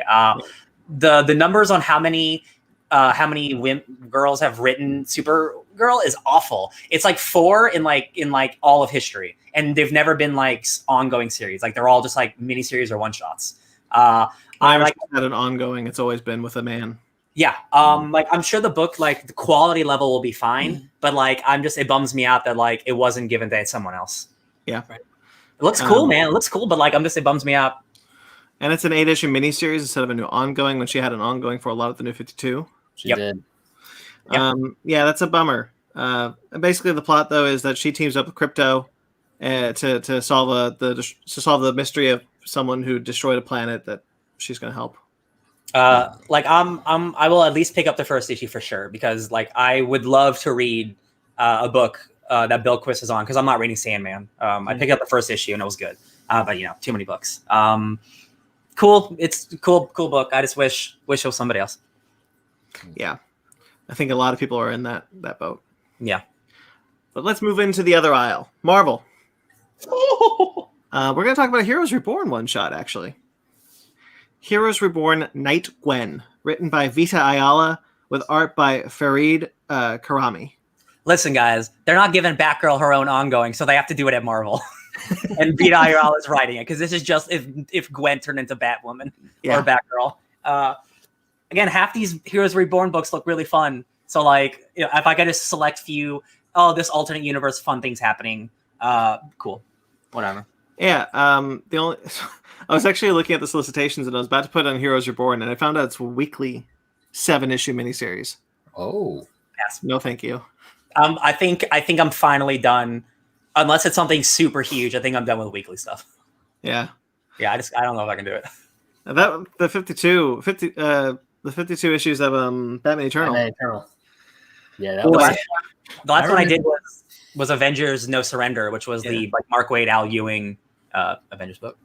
No, I remember when Batman Eternal was going, because I worked at the radio station and Brandon would loan me a bunch of comics to read when I worked at the station. And Batman Eternal was like, here's the stuff that he would give me, like, of other stuff, like his Swamp Things, his Aquamans. That was the Batman Eternal stack. Yeah. It's crazy. Basically, as Ryan said, Gwen Stacy will be turning into Nightbird when she is not doing sciencey stuff, and she'll be Nightbird, one of the heroes of the Squadron Supreme. Is there another Heroes Reborn thing announced? There was, but I didn't put it on here. I think it's called like Savage something. It's like a new like dark Thunderbolts type team. Oh, I didn't see that. I saw the anthology book. It's called like Savage Squadron or something. I'll look it up real quick. 1 second. Oh, I think that was like last week or 2 weeks ago. Was it? Maybe. I don't know. But yeah. Hey, I like Gwen Stacy. Yeah, absolutely. The United States of Captain America. Written by Christopher Cantwell. Whoa! With art by Dale Eaglesham. Will be a new limited series based around all of the Captain Americas. Cantwell goes well. That's a good one. Cantwell, like he's talked about it. I've talked about it. Like he's one of those up and coming Marvel guys who are like, man, every book he writes is great. Just keep giving it to him. And now he's writing this cool every generation of Cap. I'm like, that's cool. I'm into it. I read his King of Black one shot. Really good. Oh, the Dr. Doom one? Yeah. Yeah, it was good. When is that Captain America book coming out? This one's in June. Okay, good. I got time. Yeah. Because it stands to reason. I like Captain America. I can use some more Captain America books in my life. The only Captain America ongoing I read was the Mark Waid one. The Chris Samney and Mark Waid. You man. definitely should read the Brubaker. That, and also Codes. Yeah. When you get the chance. Sure. Because the only Captain America run I have on my shelf are the trades is Steve Rogers when he was Hydra. And that's because we did that for a huge thing in Secret Empire. Okay, so there's a couple more that aren't as good. There's one called American Knights where Luke Cage is a cop. Not cool. There's one called Squadron Savage, which is Elektra, Punisher, a B-Man, and then Cloak and Dagger, who are like maybe like an evil Thunderbolts team. That looks cool. Half these books I'm into, half of them I'm like whatever. So we'll see. I'm getting the Magneto and his Mutant Force one. 100%. Oh yeah. And Ben, you like Lore Olympus, I'm assuming. I haven't seen it. Oh wait, no, Lore Olympus, duh. That's the webcomic. Yeah, I read a few strips. I do like it. I What just did you think I said? I don't know. For some reason, you said Lore Olympus. My brain went to Blood of Zeus. Oh, that's fair. Yeah. I don't know. It's weird. It went to like Blood of Zeus / Hades. All right. Well, anyway, Lore Olympus, the webtoon we know is getting an animated series. We'll also be getting a series of graphic novels, which will be just collecting the strips in a graphic novel format. That's good. I'm glad. Yeah, because I remember Lore Olympus when the animated show was announced, everyone was like, "Holy shit!" So yeah, I like that. That's cool. These graphic novels will come out from Del Rey Books, so Disney. Okay. I'm sorry, it just popped in my head because you mentioned mythology shit. I just want to spotlight it real quick. We just learned this week what Rick Riordan's next book is going to be. And the only reason why I think this is really exciting is because it's not in the Percy Jackson universe. It is a follow-up to 20,000 Leagues Under the Sea. It's all about the descendant of Captain Nemo. Like his young female descendant. Oh, descendant. I thought you said his descent, like into madness. No, descendant. Got it. Years later, following in the journals of Captain Nemo. Felicia Nemo. Sounds dope. I just wanted to spotlight that because I'm like, this is super exciting, and apparently it's a passion project he's been dwelling on for a while. Is that open domain shit? Yeah, 20,000 Leagues Under the Sea is open domain. Awesome. That's cool. I didn't know that. Nice. Yeah, it just got announced this week. It's up for pre-order. I think it's coming out October this year. But really, really cool. Super excited about that. Speaking of October, Lore Olympus Volume 1 will come out on October 5th. Okay. The Jim Henson Company is doing the animated series. I didn't know that. Oh. Video games. Okay. Video game time. Epic Games, the creators of Fortnite, has bought Tonic Games, the creators of Fall Guys. So Epic makes like Gears of War and many other games. Have been a long-standing developer. They now have the Epic Launcher, which is a Steam competitor, which is a place where you can buy games and stream games, stuff like that. I use that like almost every day. I think you use it now. I don't know if you do. I know, or maybe Ben does, because you get a free game basically every day. No, I don't have the Epic one, but somebody on it. Concerning Epic Games, the Kingdom Hearts series is finally coming to PC through the Epic Game Store. So yeah, and guess what? It's the most expensive versions you could possibly buy. If you want the entire franchise, you're spending like $300. And guess what? Some dumb people are gonna do it because I bet it's gonna look real pretty on PC. Yeah, because they're gonna get PC. But I'm fine with my PS4 versions. Thank you very much. Exactly. Yeah. They bought Fall Guys. But yeah, they bought Fall Guys. Cool. Okay. We learned, I don't remember if it was earlier this week or not, that we're getting Fortnite original skins for Fall Guys. Yes. So this followed that not too long after. So that makes some sense. I think Epic also owns Rocket League. So now they own basically the two biggest indies. Like with Fortnite, Rocket League, and now they own the three biggest multiplayer games. For what's it called? What's the word? Like a DLC shit. Like Rocket League has so much DLC, Fall Guys and Fortnite all have so much DLC. Yeah. Actually, all three are free to play games, but they also have DLC / microtransactions. Yeah. Crazy. Yeah. Making lots of money. Yeah. That's crazy. We all play Fall Guys, which is why, and Fortnite. You all play Fortnite, so cool. We all play Dead by Daylight. Yes, we do. Dead by Daylight announced this new killer, and I thought it was cool, so I wanted to talk about it. The new chapter will be called All Kill. If you don't know what Dead by Daylight is, murder people. This new killer will be called the Trickster, and he is a K-pop star who killed people and put their screams into his music. This looks cool. Actually, now that you've seen what the killer looks like and what they do and stuff, yeah. I actually might get this killer because normally the killers I bought are like the famous movie franchise ones. But this one sounds really cool. I kind of those original killers are really cool. Yeah. The new survivor will be called Yoon Jin, which is his music producer. It's a survivor. Yeah, the killer also has a name which is like Ji Woon. Before he's just called the Trickster. He's got a Joker inspired style. It's like Joker meets K-pop inspired style, but I'm sure there'll be a lot of like fun, colorful ways to play with his outfit. There'll be like a for all the BTS different pack. options. Yes, well, because this is being worked on with BTS to create this. Yeah, BTS worked with the team to craft this K-pop narrative. That's fun. So that's pretty hands on. The developer of Dead by Daylight partnered with Kevin Wu, who is part of the K-pop band U-Kiss, and DJ Swivel from BTS. Yep. Nice. I would be surprised if there wasn't some BTS K-pop song incorporated into That'd be fun. a new map or something. Yeah.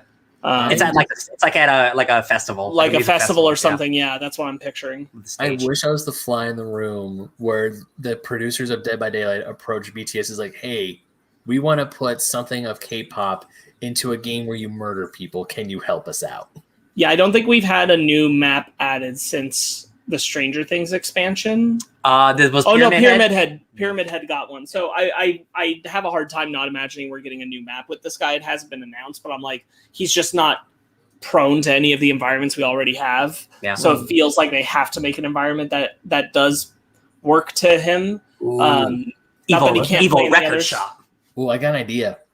What if it's like an abandoned nightclub? Yes. Yeah. Absolutely. Could be a recording studio. Yeah, or a recording studio. Oh, that'd be cool too. All right. Chucky. The new Chucky TV series announced the full cast. I didn't write the full cast because I don't know who any of these people are, except for Jennifer Tilly, who played Tiffany Valentine in the original Chucky films. So the Bride of Chucky. She is returning as the Bride of Chucky. Yep. Makes sense. Devin Sawa's in it? You don't know who Devin Sawa is? No. He's in Idle Hands in the Final Destination movies. Wow. He was big in the 90s, early 2000s. Cool. That's cool. Just Right like on. this property. Yeah. It's true. All right. Supergirl season 6 will debut on March 30th. It will take the place of Superman and Lois, while Superman and Lois goes on a hiatus till May. Cool. Got a final season. Somebody save it. And Superman and Lois also is renewed for a second season. People, Yeah. I'm saying it on this podcast to make it official. I'm gonna watch that first episode. I'll watch it with you because I still got people really seem to like that first episode, so I'm excited. slowly working my way back into what the CW is during the season. I was sending a clip of the first season. I'm pretty sure it's like very early on in the episode, but it's Superman involving an older style costume, like an older 30s. It's literally the very first thing that happens in the very first episode. Okay, cool. Because I didn't know how spoiler that was. I was sent that post, and I actually really dig that costume. I thought it looked great. Yeah, it's dope. Yeah, when he says thanks, my mom made for me was like, God damn, that is Superman. He would say that. He did say that. Superman Yeah. for all seasons. I mean, he did say, oh, God damn it. That was my book club, too. All right. Ryan, you like Party Down? I do like Party Down. It makes me sad. I don't think anyone else here has watched it. I have not. I've heard of it, though. It's so good. Starz is reviving the series for a 6-part limited series, and the entire cast is apparently going to return, but it's not official yet. Yeah. Adam. Adam. He's from Parks and Rec. Adam Scott. Adam Scott. Thank you, and Lizzie Kaplan, and a whole Jane great Lynch. cast. Who? Jane Lynch. Jane Lynch, yes. It's about a bunch of catering people, and they're all in their like mid 20s, early 30s, and it's like, a bunch of young people living in LA trying to make it in Hollywood, but they're caterers. It's fantastic, and it's one of those like cult classic shows that's like loved, like freaks and geeks. It's so cool that it's getting like a revival like 15 years later, because enough time has passed where those are all like way different people. Like so much time has passed. I'm really excited to see where they're all at in life. It's a great show, you guys. Like, definitely worth a watch. It's so good. Original creators are coming back to do this. I love it. That's so cool. The Obi-Wan series, Star Wars Obi-Wan, has cast Indira Verma, who played Ilaria in Game of Thrones. Hell yeah, she did. Has been cast in the series. That whole the entire cast of Dorne is eating in Star Wars now. Yeah. They've all been in Star Wars movies. I love it. It's cool. She's feisty. She's great. She's a great actress. Great actress. If I remember who exactly she was in Game of Thrones, she was very kick-ass, and I cannot wait to see her in Obi-Wan. She was Pedro Pascal. She was Pedro Pascal's like wife. Yeah. Oh, that She's like okay. the older of like the family of the Okay. I thought it was one of the daughters. Okay. No. She's like the mother of the Sand Vipers. Well, She's an older woman.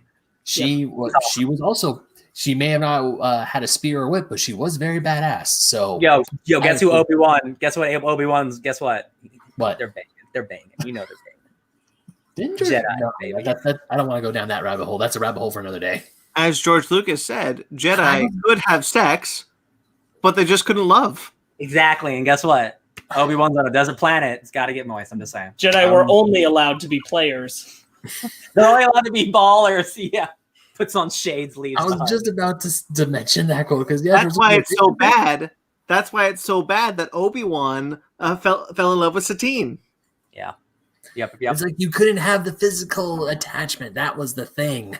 You can be. Yeah. Super Sema. Sparks, you put this on here. Literally this time. You mentioned this. This is Lupita Nyong'o has partnered with tech startup Course.A to launch a new African superhero kids series. Super Sema. Did you guys get to watch the trailer for this? Yeah, I watched it. So it's going to be a YouTube original. I just wanted to spotlight it because I think it's cool. It's a cute kids show. This is a YouTube kids show, but it's entirely based in Africa. It's Afrofuturism. And Lupita Nyong'o is going to be a voice on it. She's also an executive producer. But it's going to bring more African-centered stories to a lot of kid audiences, and I think that's just really cool. Yeah. I put a little bit more in the description about what she said, but I'll let Brandon read that. Yeah, she said, "I am delighted to be a part of this talented, female-led team of powerful creators. As a Kenyan, I couldn't be prouder of Super Sema's introduction to the world and the opportunities Course.A provides for our local creative community to produce entertainment that reflects our culture." Yeah, I love it. This is, I think we're very much on like the beginning of a wave of Afrofuturism going to be very, very like pronounced and prevalent in our media. I think we're already seeing it creep its way in, and I'm all for it. I think we're going to see a lot of dominance of that concept. That's going to be the next 2 decades. Is going to be a lot of Afrofuturism stories, I think. Cool. Okay. The new Disney Plus is working on one. Yes, Disney Plus is working on one. Lucasfilm has the rights to a book series that is Afrofuturism that they're working on. That's the Shadow and Bone, no, not Shadow and Bone, Children of Blood and Ash. I think that's what it is. Shadow and Bone. There was a trailer for that. Right, not Shadow and Bone. That's not what I'm talking about. But you're right. We forgot to talk about the trailer for Shadow and Bone. I thought it looked good. I think. Yeah. But it's like Children of Blood and Ash, I think. Yeah. But that's a story that Lucasfilm got the rights to a few years ago. That's Afrofuturism. And you're definitely seeing it pop up in a few other places. It's been in Overwatch with the background of a couple of the characters is all based in Afrofuturism. Right. I just think we're definitely looking down the barrel of a lot more of that. Yeah, could be. Which is great. And I think Super Sema is just an awesome introduction for that. We're going to be seeing kids are going to watch the show, and then in like the next decade and a half, they're going to start making their own projects that are based in those concepts. Yeah. And it was on YouTube Kids, and I wasn't 100% sure if that's free or not, but I'm pretty sure that's just like Netflix has, like, if you have kids, you put on the Netflix for kids. I think it's like the YouTube for kids, so it's something free that's still cool and like highly produced and stuff. Yeah, so that's cool. Yeah, so it's coming out March 8th, tomorrow. Looks cute. Yeah, for kids. And it's dropping 8 episodes to start, and then 12 episodes, 1 a week after that. Super Summer. Yeah.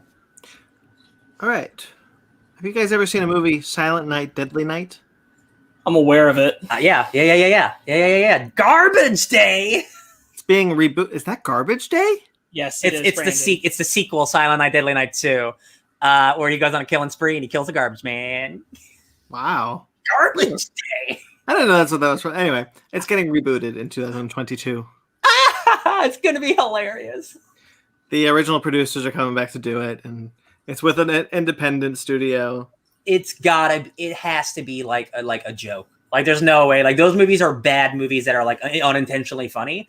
So I really hope it's in that vein, and they're not coming back and like truly trying to make like, no, the story we have to tell the story of this murder. What if they try to do make the Black Christmas? Try to do that again. Hey man, it's about a dude who just like murders on Christmas. Like, it's not like they could totally do a rework of it. Sure.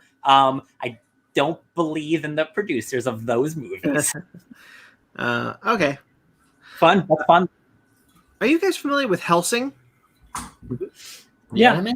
Yeah, the anime Hellsing. I'm not I love any it. of them.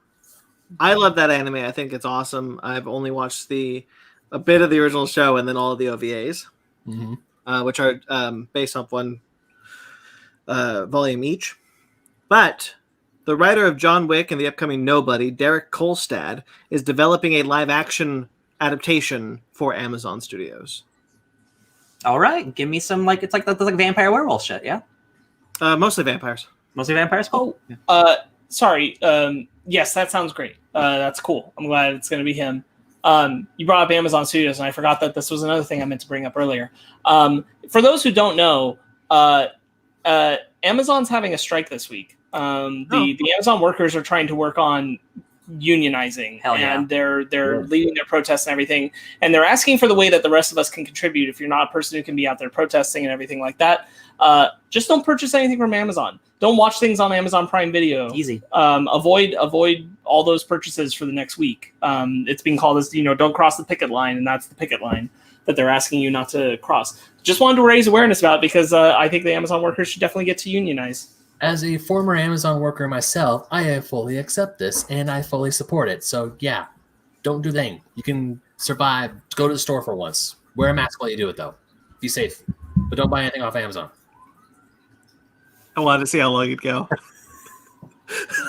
Anyway, I'm very excited for this Hellsing adaptation. I really love that anime. And Derek Kolstad, I've so far liked everything he's done. He's doing the upcoming Falcon Winter Soldier also. I'm very excited. Hope it's good. Yeah, yeah. Might rewatch that anime. It's awesome because it's like it's Alucard, who's this vampire, gun-toting vampire, is working with the Van Helsing Corporation to fight other vampires, and like there's Nazi vampires. It's awesome. Right. I mean, I agree. Yeah, I'm pretty sure Fanny has the DVDs for Hellsing, so I need to watch those because that actually sounds freaking rad. It's awesome. Okay, anyway, Space Jam: A New Legacy. A bunch of stuff came out about that. Oh, Come on, Slam. And welcome to the Y. Right. Well, anyway, the big thing is that they released the plot, and it's that LeBron James and his son get sucked into a video game. Wait, so this is what we heard leaked earlier. We talked about it a few months ago that this was the leak, and I'm like, yo, if this is real, this movie is wild. And this is real, and this movie's wild. King Kong and Batman are going to watch him play basketball. Listen, I give everything a chance. Yeah. And again, I've seen the Lego movie. I've seen Wreck-It Ralph. I know this can work. But I have to see a trailer because right now I'm not sure, you guys. I just don't know if the imagination can work for me right now. Don Cheadle is the bad guy. I like that a lot. I just got to see a trailer. Lola Bunny is not sexy anymore. That's fine. And I love seeing a bunch of gross men on the internet freak out. I love it. It's hilarious. I really hate myself for diving down that rabbit hole because I just saw regular people who I side with tweet about why is Lola Bunny trending? So I was curious, why is Lola Bunny trending? So I went down, no pun intended. I went down that rabbit hole and I really want some Unsea juice, guys. I really need some Unsea juice shot into my eyes right freaking now. So I definitely don't empathize with the guys who are upset because she's not sexy looking anymore. However, I do empathize with the ladies who are saying she shouldn't have to have her boobs removed for her to be taken seriously. Word. So I'm kind of the opinion, we shouldn't have to censor a female character in order to have her be a valid character in the eyes of the mass audience. So kind of bummed that they did that. It feels like a really, really overreactionary thing that encourages misogyny. So that's a bummer. I guess she's living on Paradise Island. Look, honestly, I was never going to be excited for Lola in this movie anyway because Lola was at her peak when she was in the Looney Tunes show, where she was turned into a psychotic stalker. There you go. So, what if she's still a psychotic stalker? They're not. They're going to make her just like she was in Space Jam, I'm sure. But I saw some scenes of Lola Bunny, and I actually do like that iteration of Lola more than the super sexy one. He's talking about the show, Brandon. Okay, I was like, you've never seen Space Jam? No, I have. Of course, I've seen Space Jam. I'm talking about the. Yeah. Don't say of course. There are many movies that you should say, of course, I've seen that too, that you have not seen. True. Space Jam is like Nostalgia's Bitch the movie, though. Yeah. I saw that movie in theaters twice when I was in first grade. Lola is living on Paradise Island with Wonder Woman. It just sounds like the Lego movie for no reason. But like they're going into like the computer servers, but like Space Jam's about basketball. And at the end of the day, if there's still a really fun basketball match where it's like, yeah, if Batman and King Kong are like eating popcorn, like, yeah, go LeBron, like that's probably gonna be fun. Like I'm not gonna say no, but just right now, like the idea is too insane. I need to see how it's structured. Do you think? Yeah. Hold on. Do you think that Bill Murray and Wayne Knight will come to his aid? They're probably too old, but like they could be cheerleaders. I'm almost certain Bill Murray won't come. No, but I think Wayne Knight will. Oh, what's Wayne? Yeah, come on. Yeah, hell yeah. Maybe. Bring Wayne Knight back. Maybe Wayne Knight, but I wanted to ask actually Sparks, because you've talked about how the first images for that showed a 2D Bugs Bunny, and now we're seeing a 3D Bugs Bunny. How you feeling about that? Okay, first, the 3D image is still based in 2D animation turned 3D rather than like the basic CGI, like CGI structuring from just straight computer animation. Like Raya. They did 2D style to turn him 3D. So the 2D animation still exists within his backbones. So I like that. Like the design looks good. It doesn't look bad. Mm-hmm. The other thing is that 2D animation is still being used to market this movie as well, which makes me think that he's 2D and 3D in this movie, because the implication of the computer servers, well, I mean, because they released a promotional image and they said this is an image of Bugs from Space Jam 2, and it was 2D animation. Mm-hmm. And there's also still other marketing things out there that have images of him next to LeBron that are 2D. Maybe it's a thing again because like we're dealing with the computers and shit. Maybe like they're normally 2D when they go into the computer space, they're 3D or something like that. That's what I'm assuming. I think that's what this is going to be, and I'm totally fine with that. Especially like if what Patrick Willems had to say about this shot, which is that he feels that it's going to be Bugs reacting to the fact that he's been turned into CGI. And I'm all for that. If it's going to be an animation criticism done that way, that's great. Mm-hmm. I just need to watch the original Space Jam again before this comes out. Yeah. All right. You want to know what made me really excited about the new Dungeons and Dragons movie? Yes. I don't know. Hugh Grant was cast as the bad guy. Hell yeah, he was. I'm so excited now. That's gonna be good. I can't, like, every week it gets another great casting, and it's already got the guys behind Game Night. So I'm just like, I hope Hugh Grant's as weird as he is in Cloud Atlas in the future. Oh my god. I hope he's as good as he is in Paddington 2, because that's an Oscar-winning performance. I can't reference that because I haven't seen it, but I hope he's as weird and tribal as he is in Cloud Atlas. Wait, he's in Cloud Atlas? I thought he's in the far future. That's right. He's the leader of the tribe hunting Tom Hanks and Halle Berry. I saw it once. It's been a long time. Yeah. Okay, so like he's practically unrecognizable, which is why I wanted to be him. Hugh Grant, to me, when I hear this, I hear like evil wizard or like evil elf. Like I can just imagine Hugh Grant with some big old ears talking like this. Like he's in the F-it phase of his career, and I'm here for it. Hell yeah. We're getting a really big, expensive, like adventure fantasy movie soon. I'm just so excited. Because again, we don't get enough of those. Or he's secretly a huge Dungeons and Dragons nerd, and he's finally letting his nerd flag fly. Now it's cool to be a nerd. I got a feeling it's not. That's not it. Probably not. Got a feeling. Sophia Lillis, who is Stranger Things and It in chapter 2, and what's that movie I just saw her in? Nancy Drew. Yeah, she's also been cast in this. Oh my god, this cast rules! This movie's gonna be so good. Oh, I recently saw her in Uncle Frank with Paul Bettany. Excellent movie. I think you guys should watch that. Nice. Okay. I'm going to try something here. There's a lot of rumors that came out this week. Some of them are actually really cool that I wanted to say would be really cool. Others are shit. So I'm just going to barrel through it. We're going to read all the rumors that dropped today, and then we can talk about whatever we want. I love it. I'm here for it. All right. Blade might be introducing his daughter into the movie with Mahershala Ali. Captain Marvel 2 is looking for a John Boyega / Michael B. Jordan type. I'm just going to say it. The Mutants. Hera will be replacing Cara Dune in Rangers of the New Republic. Hell yeah. And Obi-Wan will appear in Andor. All these rumors, unsubstantiated, but what do we want?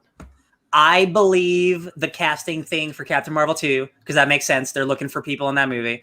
I want to believe the Hera one, because F that lady, get a cool lady in there. And that would be her live action appearance, her first, because she's been in the game. She was Rogue Squadron. We know she was around in Rogue One, but we didn't see her. Yeah. The rest, I don't really believe. Yeah.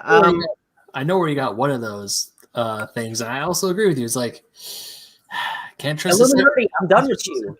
I'm done with the Illuminati. I wanted to say Captain Marvel looking for a John Boyega or Michael B. Jordan type. Cast John Boyega. Yeah. Well, I don't know if John Boyega wants to. Is the thing. Okay, that's fair. But if he does, just do that. Yeah. I have to. Ryan and I discussed this. Is that I feel like John Boyega is about to head in a Daniel Radcliffe direction, given how openly he's spoken about feeling about Star Wars. He's going to make a bunch of weird movies, major now. blockbuster franchise stuff, and I'm like, it's cool that he's kind of on nice terms because Disney called him in for a meeting to talk about that specifically afterwards. That's dope, but I can still see him not wanting to do a big franchise thing like Marvel because of that. At least for a while, if anything, yeah. Cool off. The Blade introducing his daughter thing is interesting because that comic never came out. And that's the type of thing that I can see them doing, but that's a lot to do in your very first movie. Is to introduce this character and their kid that's never been. That seems like a lot to do in your first movie. Yeah, but I mean, weirder things have happened, so who knows? Yeah, I really hope the Hera one is true, though. I love that character from Rebels, and her being in the Rangers of the New Republic show would be awesome. That would be sick. Yeah, that would be sweet. Yeah, just more Rebels characters, please, every day. Trailers.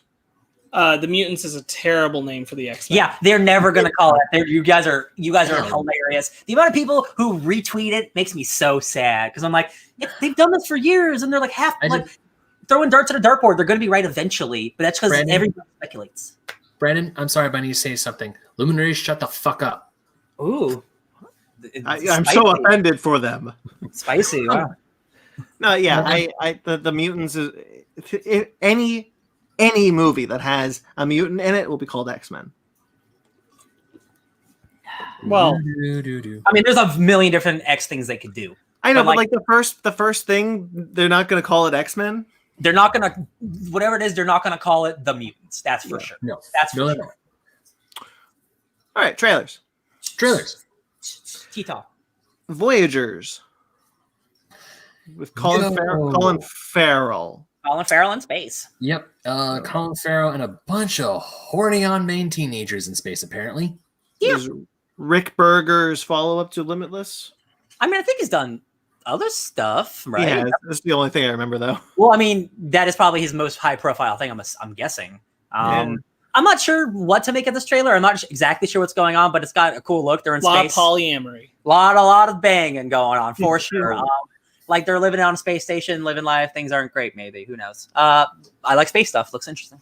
It looked odd. I mean, the stuff on the ship was cool, but then the constant jump cuts to other stuff, like a quick montage. It's like, hey, they could feel it now. Hey, they're exploring now. Hey, they're banging now. They're killing now. And then it's like random images of documentary stuff just thrown in the middle. I'm like, this is weird. I think it's just to give you the vibe of what it is, which it just seems about what if all these teenagers don't understand feeling anything. Yeah. It's cool. It's like a weird colony that's like being drugged and they're slowly waking up or something. I don't know. Ty Sheridan's in it and he's not great, but the movie could be good. Oh, that's Cyclops, right? Yeah. Yeah. Ready Player One. Yeah. Oh yeah. No. Thunder Force. I'm gonna go to the bathroom. I thought this looked terrible. Just terrible. I'm sorry, Melissa. I'm sorry, Octavia Spencer. I'm sorry, Octavia. Yeah. This is the Melissa McCarthy, Octavia Spencer superhero movie on Netflix. Did What's His Face have anything to do with this? I don't think so. Okay. I can't remember his name. Fig, right? Yeah, that guy, the one you don't like. It honestly doesn't even look like his kind of humor, which can work for a particular audience. I can't. Me personally, maybe this just isn't made for me, but I can't find the funny. Which is clearly it's trying to go for funny, but I can't find the funny. Normally stuff like, hey, don't throw the bus. I can't hear you. I'm too busy throwing a bus. Then she throws the bus. It's like, that wasn't funny. Normally this is directed. Sorry, this is directed by her husband, Ben Falcone. Who's also husband? terrible. Whose husband? Melissa McCarthy. There you go. I have talked to Ryan and Megan about this because I'm watching Gilmore Girls, and Melissa McCarthy just like doesn't care. Because she clearly cared when she was doing Gilmore Girls, to the point where I'm utterly convinced they're two separate people. Yeah, me too. Because like her current career and her like past few years' career and her career on Gilmore Girls are so wildly different. And this is just more of her doing the same kind of shtick she's been doing. And unfortunately, it just feels like her doing that and dragging Octavia Spencer down with her. What did this director else do that I missed? It's Melissa McCarthy's husband, Ben Falcone. Tammy and Life of the Party. Gotcha. Those Tammy wasn't good. What was the last movie I saw Octavia Spencer? Oh, it was Witches. Ma. Yeah, Octavia Spencer is great. This just doesn't look like this is serving her well at all. And honestly, like on paper, the two of them teaming up for something in a solid script with a good director would be awesome. Yeah. Like those two could play off each other really well. I can totally picture it. It just seems like just doesn't look like it's it. Lazy bad comedy. Yeah. I really liked Melissa McCarthy in Can You Ever Forgive Me, which is her dramatic role. Yeah. That was really good. And again, I've liked her in Gilmore Girls. But so now every time I see like these, I'm like, you're better than this. Yeah. She definitely has a similar like Bruce Willis style thing where a lot of these I feel like she's just being this one type of character and isn't really trying or stretching herself or doing anything. And I know she's capable of it because I've seen it. And I'm like, all right, I guess. And Octavia Spencer, I'm sure, is going to give it her all. But like, this just doesn't look like a good script that serves them. It doesn't seem funny. It doesn't seem like it uses them. Yeah. Seems like a quick buck kind of movie. It does.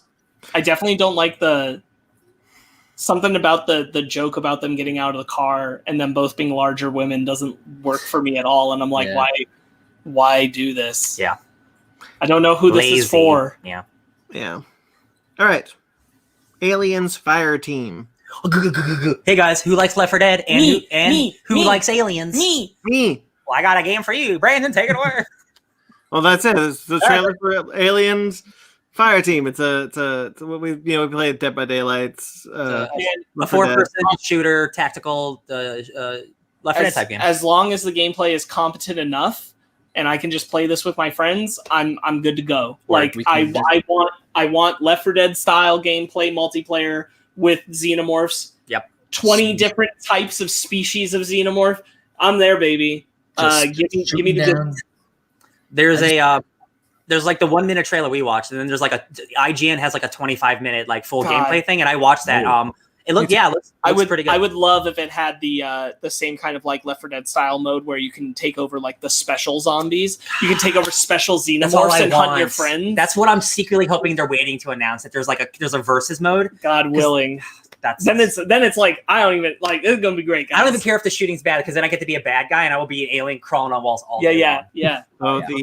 The main alien species is the runners from Alien 3. And then you could get like the warriors from Alien, and then there's like new ones like shield head one that's like running down. That's like looks like a hole or something. Yeah. There's the spitter that shoots acid at you. Maybe we'll get that weird lady hybrid from the Marvel comics that's coming. Spoilers. Whatever that is. She tries to seduce you. Yeah, I'm looking forward to it. Yeah. And then finally, if I can shoot aliens with my friends and it's not an arcade game, I'm okay. I can do that. I like that. Yeah. And finally, sorry, just real quick. I think this is a great way to follow up Alien Isolation.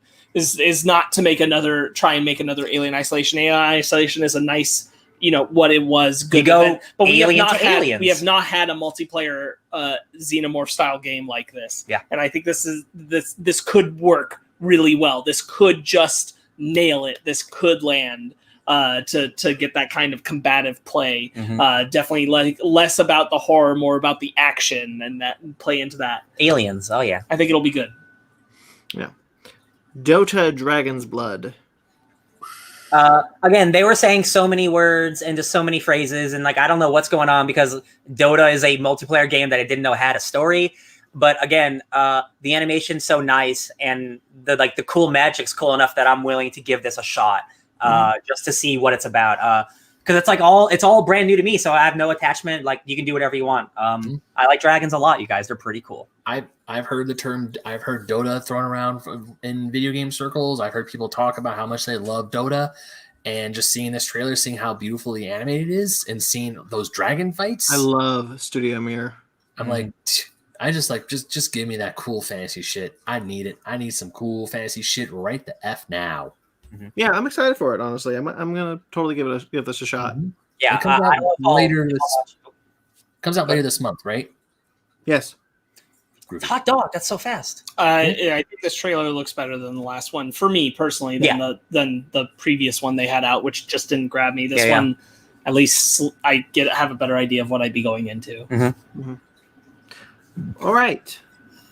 Anything else you want to bring up, or Oh god, that's it. move to our? It's time to move on. Moving on up to the east side.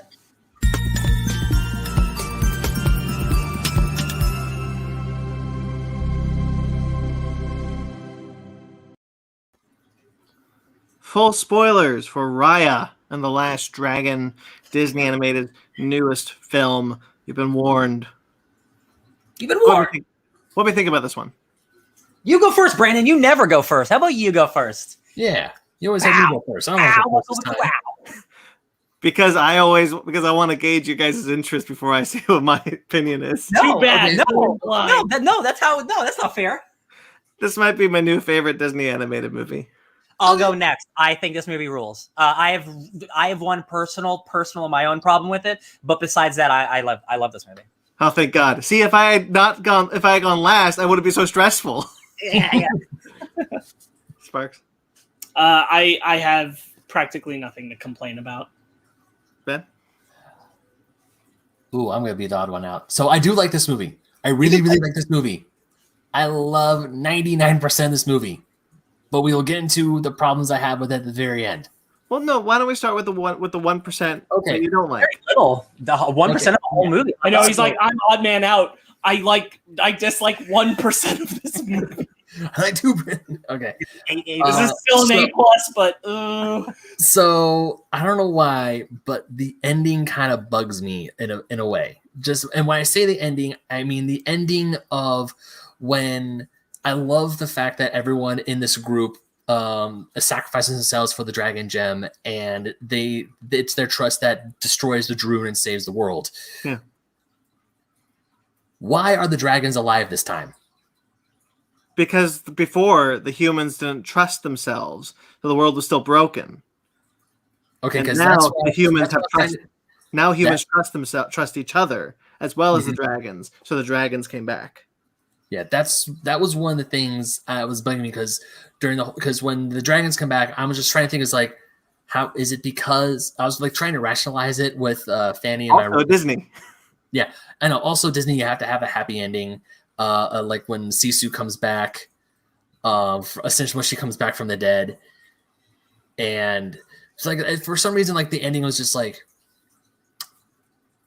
I don't know. I don't know why that ending bugged me. As it doesn't like really like it doesn't like put a huge down on the movie. The entire film, I was like, oh hell yeah! But once we got to the ending, I was like, this is like standard Disney ending here. I mean, I'm glad that they finally trust themselves. And I was like, you know what, just screw it, dragon magic. I'm just gonna chalk it up to dragon magic. The humans did the dragon magic, and that's why the dragons were able to come back.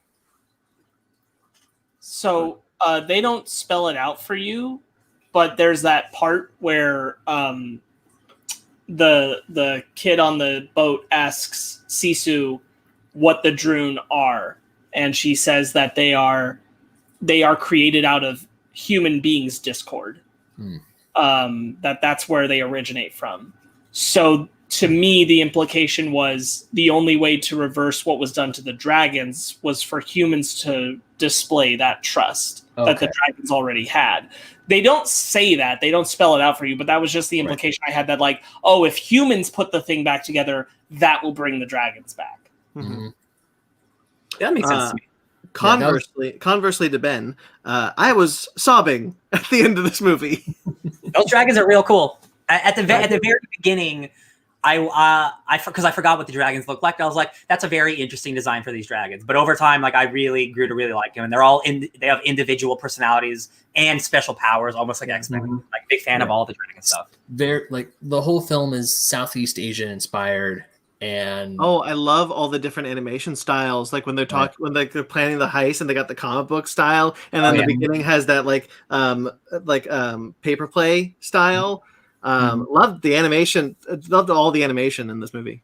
Yeah, we'll go into my thought on the design of the dragons. They are very Southeast Asian inspired, and I really dig that, because when you think Asian dragons, you think of the ones from China and Japan.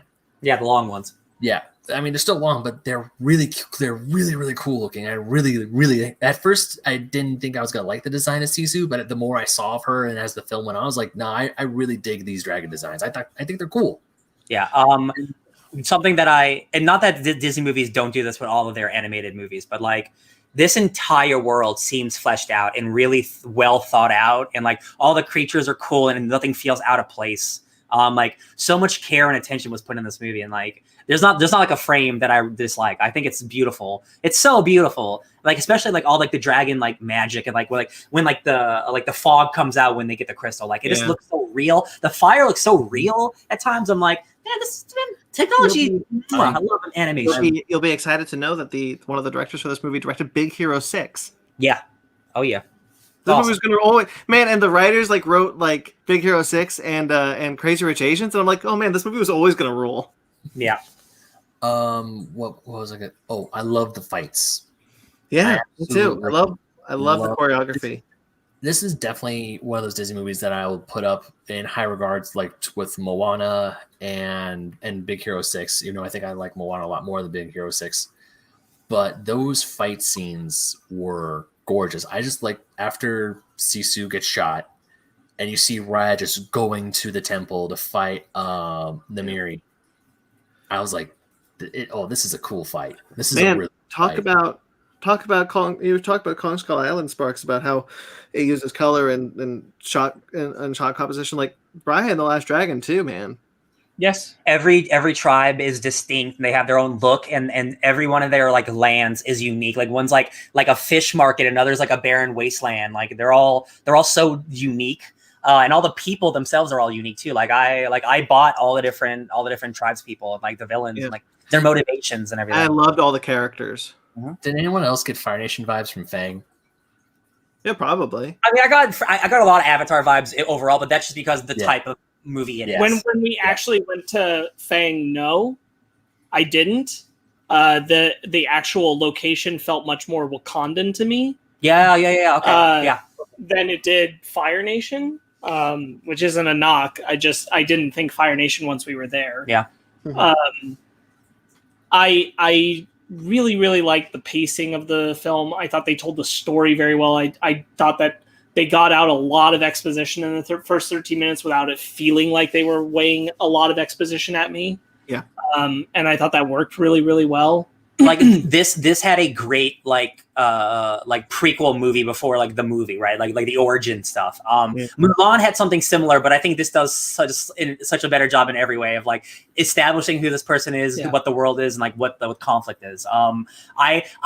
I did not remember what this movie was because I saw the trailer just when we watched it. I forgot that she grew up, so I asked him, I'm like, is she a child this whole movie? Am I thinking of a different movie? And then I realized, oh, this is the prequel where things go bad. Right. Got it. I think that was all fantastic. Great lead up into what the world is. Also, yeah, I really love that stuff. No, one of the things I actually really do appreciate about this movie is that they introduced Sisu very early on. Because the first trailers, or the first set of trailers I saw, I mean, I knew we were going to meet Sisu eventually, but I thought that was probably going to be halfway through the movie. Like, she's going on this grand quest to find the dragon, but it's in like the first 20-25 minutes where she finds the river's end, and I really like it's the last thing on her map. Like she's been on this entire journey. Speaking of journey, guys, this would be the easiest game to develop into a video game. It's got a quest. You can do side quests. You just collect the gems. Like you have tuk-tuk. You can upgrade all that stuff. Like this, they used to make like video games for all of their movies. Like there's like Incredibles video games and like Finding Nemo games. Like we don't need those games. Give me a game for this, baby. This is so cool. This world I want to live in. I would love an action RPG of Raya and the Last Dragon. Imagine on tuk-tuk. Just imagine riding around on tuk-tuk. Just imagine on tuk-tuk when you get Bond ship is like your hub or your save point, and you can like upgrade your characters. But then you get Khan Baby, you get Bender Wong's character whose name I can't think of. He's like the barbarian, Ryan the fighter. Tong. Thank you. You get Khan Baby, who's the thief and the rogue, and that could be such a cool RPG. Khan Baby legitimately might be like my favorite character of the year. I love that little baby and her little thieving monkeys. I love the sad story of why they're doing it, and you just get like a one quick explanation of like the hand thing. It explains everything about like what happened to those characters. I think the villains like themselves, like the Droon, they're called the Droon. Like they're a faceless enemy. Like they are what they need to be. It's not about them. It's about the characters. But I really like the design. Yeah, and like the way that like every character goes into that pose when they. And you see they're like the animation is so cool because I really like the design, but like when they pass over people, you see their soul leaves their body. Yeah. So cool. I also think that they do a really great job of balancing a film that has no true villain, and you're not supposed to feel like it has a true villain. Like, yes, you can argue that The mom. Namari is the antagonist, but it's not really like, the film is very clear about, really the villain is the Droon, and there is no greater villain than the Droon. I would definitely say Namari is a antagonist, not the antagonist. Sick haircuts all around. Love that whole family and their cats. Big fan. They were my favorite peoples. Very modern script. Yeah. I actually really dug it because I remember, I think it was Sparks who said he didn't really like the joke when Sisu, Aquafina's character, comes out and says, "Hey, you know that one kid who in a group project who doesn't really do stuff but turns it in? Yeah, that's me." That joke's landed pretty well for me, even though I knew it was coming. I still liked it. I thought it was funny. Yeah. For me, the biggest laugh came from the Toot Booms. Yeah, 100%. My God. Yeah. Again, like all the creature design, it's so fun and like original. I really love Tuk Tuk. I love Tuk Tuk too. My big problem with the movie, and this is just me, I didn't find Zissou funny. I didn't. This is just a personal thing. A lot of the comedy just didn't work for me. I still think the movie is super high up, but like that's just the one thing where I just didn't really laugh a lot. Like it doesn't ruin the movie. It's just like it's a very different type of comedy than the rest of the movie, and it just stands out to me. And it's like it's gonna not age as well as the rest of the movie for me. But again, it doesn't ruin the movie. It's not like bad. Like it's like I would love to watch this movie again. It's not gonna ruin it the next time. It's just like it's the one thing that didn't click with me like everything else did, unfortunately. Yeah, I 1%. That's my 1%. Yeah. No, I actually do agree. Sisu's comedy didn't always land. The more of the comedy bits if I remember correctly, I laughed at more was like the physical comedy, like when Khan Baby was running with the gem and she like loses her diaper, and then the monkeys like put a brand new diaper back on her. Dude, Khan Baby. Or just when they're trying to do their plan and she's like just going through, and then she stops. She's like points at the bowl of sweets, and the monkeys go grab the sweets, and she goes and just continues on. I just thought it was like, okay, that's some good stuff. Great physical comedy. It would be something I would complain about, is that Raya's character is so close-minded and to a point where I feel like it's obnoxious. The reason I don't is because I understand what the story the movie wants to tell, and I understand that this is made for a younger audience. I can enjoy it too, but it's made for a younger audience to enjoy it, and that they had to be overt with the message of what they're saying. But I think they do a pretty good job of walking that balance, because it would normally irritate me that Raya is so focused on her personal mission that she doesn't even think to tell other people what she's doing, in the purpose of, she never ever once says, this will bring everybody back. Yeah, that's not her focus. Her goal is, I will bring my father back. Yeah. Her goal isn't save all people. Her goal is save her dad. And it's that very much drives her narrative of as she encounters these people who she sees they have lost the same way she has. She still doesn't think of, oh, I should do this for everyone, not just for me, and that would make them want to do it, because she's so distrustful of others that she doesn't even think of it that way. And I would argue that I feel like that's heavy-handed, but I also understand that it kind of needs to be for what this movie's doing. So that's definitely there, but it's not in any way where I can like actually say like it hurts the movie or anything like that. I definitely thought about it a lot as I was watching it, but I'm like, no, it makes sense for what they're doing. I get it. And I think that the moment where Sisu convinces her to give Namari the chance lands, and makes that whole bit up to that work. It definitely, like, the part where I feel like that specific thing I'm bringing up is the most egregious is when they encounter Tong and she learns that literally all of Tong's people are stone and they need Tong to give them the gem. And I'm like, yo, I think if you just told him what you're trying to do, he'd be like 100% take it, because literally he's alone. But I think the movie excels at the emotional weight of moments like that. I think they do a great job with Tong's bit of trying to pretend that he's dangerous and malicious. But I definitely have a plan. He's really just alone and sad, and that really lands. I think all the moments where you uncover that they've all lost people really works. And I think that while Awkwafina's comedy can be hit or miss depending on how you feel about it, who you are, I don't land in the same. I understand it, but I don't land in the same category as Ryan. But I think when she's doing sincerity, it works so super well. It doesn't matter to me. I really, really like her casting for those moments. I think she nails the heart of the film, frankly, because she's the person conveying the wisdom of dragons, the wisdom of trust and emotion to Raya. So she becomes the heart of the movie. And I thought that worked really, really well. I also really like a lot of the small moments. It's a lot of the moments about just them paying their respects to the people they lost. But one of my favorite scenes that just stood out to me was when they're traveling through where the dragons have all been turned to stone, and they were running, but they have to stop and move slow. The bad guys. Respect. Yeah, your bad guys, in quotations, are traveling through that area, and they have such respect. Like, this whole world isn't filled. It just shows in a scene where you're watching them without any of the protagonists around.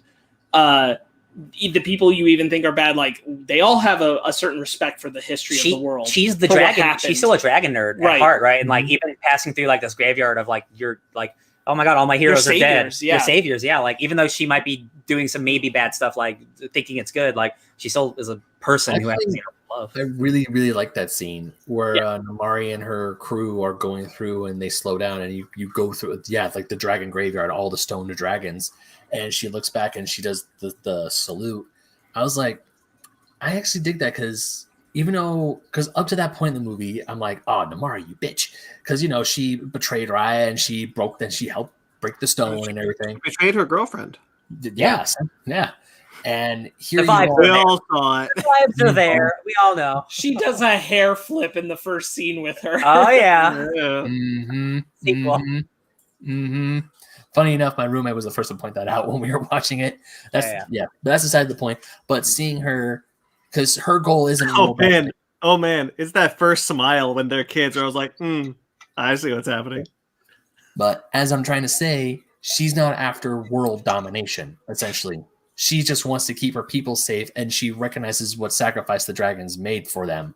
So seeing that amount of respect, and of course, when she cries when she first sees Sisu after she's about to knock Raya out, I was like, oh, this is a good turn. This is where we're probably going to see some redemption for her. Yeah, that's a great moment of the eye connection between them. Really, really lands. That's actually one of my favorite things too, even about Namari's mom. Why I don't even hate her that much is because her intention isn't to get the stone and hoard it. They're like, no, we just need to get it and the dragon, and we need to make sure that everyone understands we save the world. So like, it is a selfish narrative of like, we need to come out on top so nobody distrusts us when we bring them back, but it's still, we're going to bring them back. Yeah. It's not we're going to hoard it and we're not going to help. even they are running on the narrative of like, we will put it together and we'll bring everybody back. We'll do that part too. We just have to be the people to do it, because then we can be the heroes. Post-apocalypse fantasy is not something you often see. That's pretty cool. No, Yeah. that's good. One of the scenes so you explore parts of the world, and one of my favorite parts is actually in the very beginning when they get to their first shard, the shard and tail, and you see the tail chief dead, kind of like Treasure Planet style, where the famous pirate and his hoard of treasure, but you take the thing and congratulations, it's booby trapped and everyone's gonna die. Is it Treasure Planet or Treasure Island? Treasure Planet. Okay. I mean, same thing. it's the same thing, just in space. Thing, but one's in space, one isn't. Yeah. But I really dug that scene where it's like in Indiana Jones style. How do I take this gem without the traps triggering?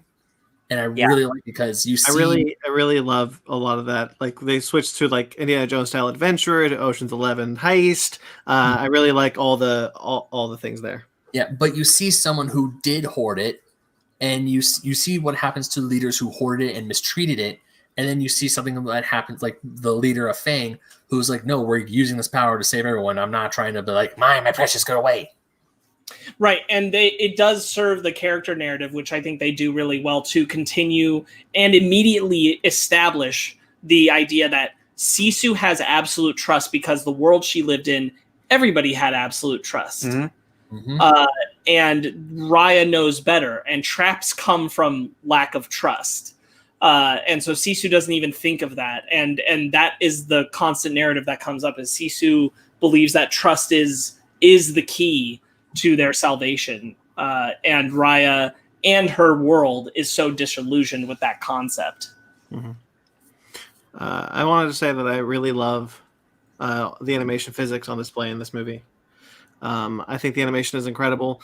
The water mechanics, the hair mechanics, the dust mechanics, all working top notch. Some of the best I've seen. Like the water. The light mechanics too. Yeah. The whole walking on air thing, because Mhm. that's all just really light artifacts, looks really good. And, like there's like one like fireplace scene where I'm like, I think that's just fire. That looks too real. I cannot believe that somebody animated that. It's too good. Same with the water. There's one like splash. I think like when Sisu falls into the water, where it's like that just looks like a straight up like splash. Like I don't believe you animated that. That's like from you guys are godly. It's some good shit. And also, real quickly, I just want to mention I love her sword. Yeah. Oh my god, the sword from Soul Calibur. Ivy sword, yeah. So normally I hate. So this is just a personal thing for me. I like my blades like either straight with an edge. I'm not a huge fan of like the curvy swords. This is the one exception, because that sword, because the way that you see the swords of the way or Chief Benjen or Benja, Her father. her dad, the way he fights with it and the way she uses it to traverse, and it's so cool. It is so rad. Megan, when watching, she's like, that might be the coolest weapon I've seen in my entire life. And I'm Yeah, like, it legitimately, like, it might be, because it's a sword and it's a whip, and also you can use for traversal, like Indiana Jones. Like, it's all encompassing. It's incredible. It is. Yeah, it's really great. I think they do a great job with visualizing it and doing it. She uses Nightwing nunchucks or nightsticks at the beginning. Like, I think like again, like the movie's narrative, you get pretty early on what it's doing, why it's doing it, where it's going. But I think it does a really good job of not feeling forced with the way it constantly brings up the concept of unity is the way, unity is better, unity is the way you're going to get through this, with the fact that the team that comes together is individuals coming from the different tribes, the different lands. The organic moment where they're putting the meal together, and once she adds her piece to it, then the meal is perfect. Yeah. I'm like, you really are doing it in a way where none of these concepts feel forced, but they are consistently present. Yeah, I really love this one.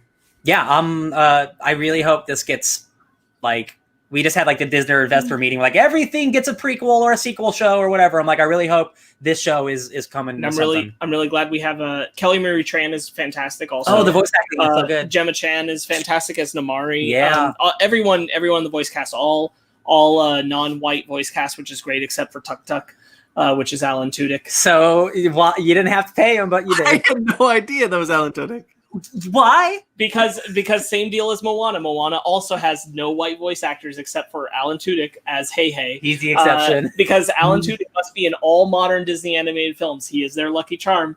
But it's in his contract. But when it has to be all non-white actors, he shows up as animals. That's funny. In Moana, he's two characters. He's also a villager. Yeah, he is that one elder who's looking at him and calls him stupid. Yeah. Mm-hmm. Oh god, yeah, I love Alan Tudyk. Who doesn't love Alan Tudyk? Tuk. Tuk-Tuk's a great character. I have actually, funny enough, I have all the recent Disney animals mascots. Tuk-Tuk's my favorite. Tuk-Tuk's really good. Like, the last 2 weeks, guys, like 4 with the last movie we watched, and then Tuk with this. Like I got 2 for 2 for the greatest animals ever made. Like. Yeah, I mean, the reason why I like Tuk is because he's not small, compact, and super cute. Is because he's big and also he's adorable. He's a lap dog. Yeah. Yeah. Well, he's not just a lap dog, but also I really like how he's kind of like a living motorcycle or living motorcycle. He's also rarely played for laughs. He's just a present companion. He feels truly like a companion, and he's useful, like a pet companion. Yeah. Yeah. But he's rarely ever used for a laugh. Like as much as he only gets distracted like 2 or 3 times. Yeah. Like as much as I love Hey in Moana, he's just there for laughs, and I feel like Hey is a burden on Moana's journey. Where Tuk is like that's not only Raya's one of her best friends who won't stab her on the back, but also it's really cool to be going through the desert on this armadillo style motorcycle. You know who it felt like? It felt like Appa. Yes. Oh yeah, sure, yeah. That's a perfect comparison. The saddle on Tuk almost made it sound like it was like a horse travel too, with like the clopping. Just nice little effect. Mm-hmm. I like this movie a whole lot. Yeah, good job. Originally, I was thinking of giving this movie just like an 8 because I still really liked it. But now after talking, I think I just needed to talk to you guys about it. Now, the more I think about it and the more I see your points, it's good. The grade's bumping up for me. It is a fantastic movie. And all right, well, what did you give it? I was going to give it an 8, but I think you had me jumping up to a 9. 9. Ryan? I will agree with a 9. I think this is a fantastic new entry into Disney's monopoly of franchises. This is one I would gladly see another entry in. Sparks? Yeah, I think the visual art style is incredible. I think the world is super well realized. The characters all work. I think the pacing's great. I really love the voice cast. It's very like, yes, you could have done more to nuance the story. But again, like I think it works for the audience it's intended for. And like when I compare it to other Disney fare, like this works. This works just as well as Moana and Zootopia do for their messages. Mm-hmm.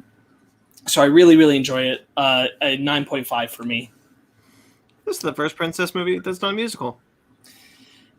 Yes. There was like one point where I thought it was about to break into a musical, and I was about to ask, "Is this a musical?" But then it didn't. So yes, I was surprised this wasn't a musical. Yeah, this is like a princess action film, and I'm for it. Yeah, she's an actual princess. Yeah. Yeah, they do. They call her princess. She's technically a princess who will kick your ass. In Wreck-It Ralph 3.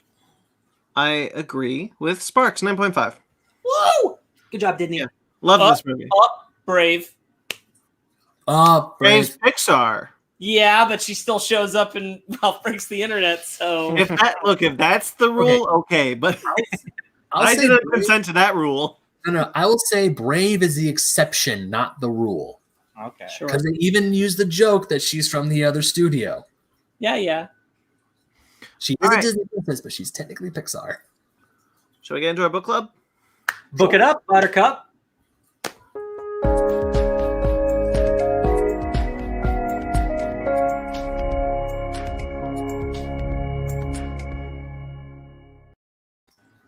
Ryan, do the thing. What's up? I'm doing the thing. My name's Ryan. I love comic books. So we watched WandaVision, and there's a couple characters that are young Avengers. So I wanted to continue the trend of reading some young Avengers books. We read Children's Crusade, a couple. Who knows how long ago we read that? Either last year or 3 years ago. I don't know. So I decided to do the more modern. Pretty much when you got your nose ring. Yeah, so like 19 years ago. Cool. So I decided to do the more recent incarnation of the Young Avengers. It got a relaunch in 2015 with Jamie McKelvey on art and Kieran Gillen on words. This was actually the first Young Avengers book that I read. I picked this #1 up because I love Kieran Gillen. And Jamie McKelvey is a dope artist. He draws really pretty people. I think this book's really fun, you guys. I think it's just great characters. I think the art is not just a great looking comic, but the framing and the panel work that Jamie McKelvey does is like next level cool shit. It's not just your traditional like panel. It's so many cool inner working things. I think the story is really cool. It deals with trauma in a really fun, weird way with intergalactic moms. I think it's a fun book. I think it's great. We read the first 5 issues of this run, which is the first trade. Yes, there are 12 issues. But yeah, the next 7 are in the next arc. I really enjoyed this. I read this after I finished the Heinberg run, so it was cool to bounce from one to the other because I had that kind of what they were and what they are for some of the crossover characters. A lot of fun. Liked it a lot. Cool. Oh my god, I read Once in Future. That's Kieran Gillen. There you go. I forgot to bring that up. That book rules. Yes, it does. No, I remember seeing your tweet about reading Die last week for mine, and then this week you were reading Once in Future, and you're like, holy shit. Kieran Gillen, the thing is, like, Kieran Gillen I like, but he's never, for me, written something that I've, like, fallen in love with. Yeah. And so like, Die is good, and Wicked and Divine is good, but, like, I don't love them. I don't want to keep going.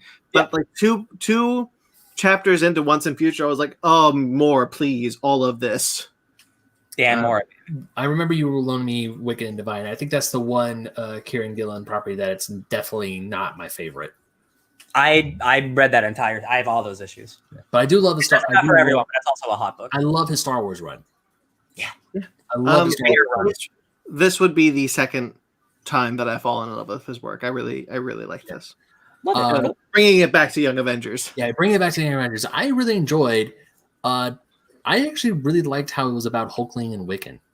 Yeah, that's why it opens up with Kate Bishop and Marvel Boy, Grant Morrison creation. That dude is just a walking pop culture machine. Because that's just a dude who was in space and watched a bunch of TV. I like how in Guardians of the Galaxy, the current run. Yep. I like how it opens up with them, and then it goes to Wiccan and Hulkling. And then it kind of just like go. I mean, it is called Young Avengers, but I felt like this is probably the arc that's focused on Wiccan and Hulkling, and then the next arc is going to be about something different. So go ahead. No, and also I kind of really dig Kid Loki. At first, I thought he was like, "Oh, great, he's going to be like an annoying." Before we get to you, Sparks, like when the Loki TV show, there was a rumor that Kid Loki is going to show up. This is the comic that I'm thinking of. I'm like, oh my god, I love Kid Loki so much. If that's true, and like Tom Hiddleston gets turned into a little kid, I would die for that. That'd be so great. Yeah. This was at an interesting time in Marvel with the Marvel Now initiative, and there were some books that were landing and some books that weren't, and some books that were stylistically doing some cool shit. And this is one of those that was stylistically doing some cool shit. I also read the other part. That's if you read the trade, there's another part included with this, which is the Marvel Now .1 story that's related to the Young Avengers. It's just a prelude to this. It's about America confronting Loki before the events of this, which is what she's referencing, where she says that he wanted me to kill you. That's really all, but it's a nice lead into all of this. I think this is a really fun and dynamic story. I really love seeing these characters come together this way. I love the way that they work in America Chavez and what they're dealing with. And dude, she's just so cool. And Loki's a great character, and it has one of my favorite pages for Young Avengers, which is where Loki's pulling Wiccan out of where the box he's trapped in. Yeah. And multiple boxes around the panel that they're traveling around to find Hulkling as well. Yeah. I think that's super great. Yeah, I love the art. Like every issue has like one truly stand-up page where something really crazy is happening. Like it's going to be hard to see, but there's one page where it's like a detailed map of the entire fight between between a bad guy and a Marvel boy, and it's numbered and it's got his reactions. Yeah, it's like 1, 2, 3, and it's like every issue has some really intense, cool scene like that. And this is the first thing I read from Jamie McKelvey too, and it's like, this is a stellar team. They've made many books together. They did Phonogram together. I just think he draws such beautiful people. Like, everybody looks so good in this book. Like, it's just like everyone's a supermodel, and I generally don't like that in my comics when everyone's really hot. But like, everyone's really cool. Like, this is just like Abercrombie and Fitch, the comic book. Wiccan and Hulkling, like, I like their shit. Where like Wiccan's going through his own stuff, but then Teddy's like, hey, my whole family's dead. Like, you kind of got it good, my guy. And he's like, you know what? I'm so sorry. Let me fix that for you. Actually, what the whole arc's about me messing this up. I'm sorry. Yeah. Wiccan finally messes up as bad as his mom. Yeah, he finds Teddy's dead mom in another reality, but it turns out it's a like parasite monster. Oops. Yeah. That's why you don't do this kind of stuff, kids. But that's when you learn. All the dead parents are coming back to life because when they're near where they died. Yeah, like America Chavez's like intergalactic space lesbian moms show up and they're like, America, we're disappointed in you. Put that god down right now. Like, it's just so weird. Laufey shows up out of nowhere. Yeah. It's so fun. Like, this is like, it's like a nonsense fun book where it's just like, we're just having fun. Like, it's not really deep. It's not really serious. And you have the Avengers being weird because of everything going on. Because they don't know. So you got the whole sequence where like Thor and Cap are just hanging out in the foreground while shit's happening behind them. Oh, yeah. What's going on? Nothing. Yeah. I wanted to say this was around the same time that Uncanny Avengers was coming out, and I was reading that book. So when they show up, I was like, "Oh, right, I remember this team." Yeah. Rogue's on that team. Yeah. Havoc. Kate Bishop and America Chavez. Like, I forgot why I fell in love with them, and it's this book because Kate Bishop is just like, she's a shooting dude, and she's like, oh my god, I love this. This is so much fun. And America Chavez, she's somebody says something. They're like, are you going to apologize? And she's like, no, I'm not. And she just jumps and she just runs away. And he's like, are we going to deal with her? And she's like, no, well, she's too powerful for us. I think she's really cool. And she's in the book very little, but it makes her like really cool and mysterious. And like, I just want to know more about her. I love the panel leading into when they're fighting Laufey. And it's like elsewhere getting closer. It's just the blur of her traveling. And then she crashes in and it's like, now here. Yeah. Two things. One, I love the scene in the nightclub where Kid Loki is like, okay, who here have you read or watched Game of Thrones? Wiccan and Hulkling? Yes. America? Huh? He's like, okay, who's your favorite character? Both of them. Tyrion. I am Tyrion! You can trust me! Yeah, I love that line. Hold up. Second thing, I love the language of the parasite parents. Mm-hmm. I love how they're kind of like helicopter / doting parents who see, it's kind of like those type of parents I don't know if this is correct, but like those older sitcoms where you see like they're really protective parents and they see that one kid who they don't like just because they dressed him and he's like, oh, that kid is a bad influence. You should not hang out with that kid. Well, that's a bad egg. Yeah. Mm-hmm, exactly. Where you see all these parents after they get infected with the parasite, they're like, "Oh, these are bad influences." It's like, "Oh, look at all these bad influences." I'm like, I really dig that language because that's kind of, it's like older language that you don't really hear anymore. But it's also that type of, "Oh, shit's about to go down." It's not that old. My parents used to say that all the time about Sparks. Your parents were old. That's fair. I think Marvel Boy has a lot of really funny lines. He's the closest character I can describe him. He's not like this, but like an MCU Drax. He's a little detached from like regular like comedy and stuff because he was raised in space and stuff. But he talks about Hawkeye and he's like, he meets Kate Bishop. Like, oh, this wasn't the first Hawkeye I met, and he just slept with Kate Bishop. He was like, we didn't sleep together, the male Hawkeye and I just want you guys to just know yeah. that. And I think that's funny. And like he meets Wiccan and Hulk. And he's like, come with me if you want to be awesome, because he saw Terminator once. I just think that's a fun character. He's a character who shows up here and now because he's a Grant Morrison creation, and he's just like a weird space boy who like people don't know what to do with unless you're a weird space guy like Kieran Gillen. Oh, he's dating Hercules right now. Oh, Guardians! Yeah, man. Yeah. Oh, you guys should read the Guardians book. It's spicy. I just think again the volume's called Style Over Substance, and like it's very much like I think this book has a lot of substance, but it oozes style. Like I love it. And the very final issue, it ends like, you have been reading a Marvel comic, and then blah blah blah. Like it's so cinematic, and every Kieran Gillen book is like that. He's so good with his. I don't remember what panel it is, but like in one of the earlier issues where it takes the panel and then it silhouettes it like credits. Yeah. But it's the exact same image silhouetted like credits, and then you move on into the story. There's fun stuff where like like just playing with panel work where like they're literally in the comic page doing stuff like that. Like I love that shit. Yeah, it's very very stylistic and cinematic in a way. Yeah. Having just read The Young Avengers by Alan Heinberg, I'll be honest, I missed Patriot and Speed and Iron Man. This is definitely. Oh, and Cassie. Cassie's dead at this point. I didn't know that. Yeah. Secret Wars happens soon. Don't worry. Yeah. So when I first started reading this, because I had other stuff to do in preparation for the show and also stuff I needed to get done around the house, I was glad this was a quick read. However, once I got to the end of it, I'm like, damn it. I want to read more. I blew through this. Yeah, it's brisk. It's brisk and fun. It is a quick read, which I was happy of because I wanted to get some other stuff done. But at the same time, I was like, I really want more of this. I really liked Wiccan.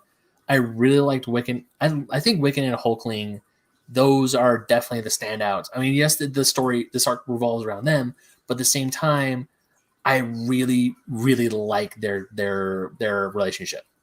I got one more panel that I just think's gorgeous. It'll take 1 second to load. They're like every issue has something like this, where there's just so much shit happening, and I love it. There's a scene where Wiccan's gonna like shoot himself to fix all these problems, and he's like he's making the magic spell like, I wish I was someone better, right before he tries to kill himself. That's some serious shit, and I love it. That like it can go to these extremes of being super silly, but also like threatening.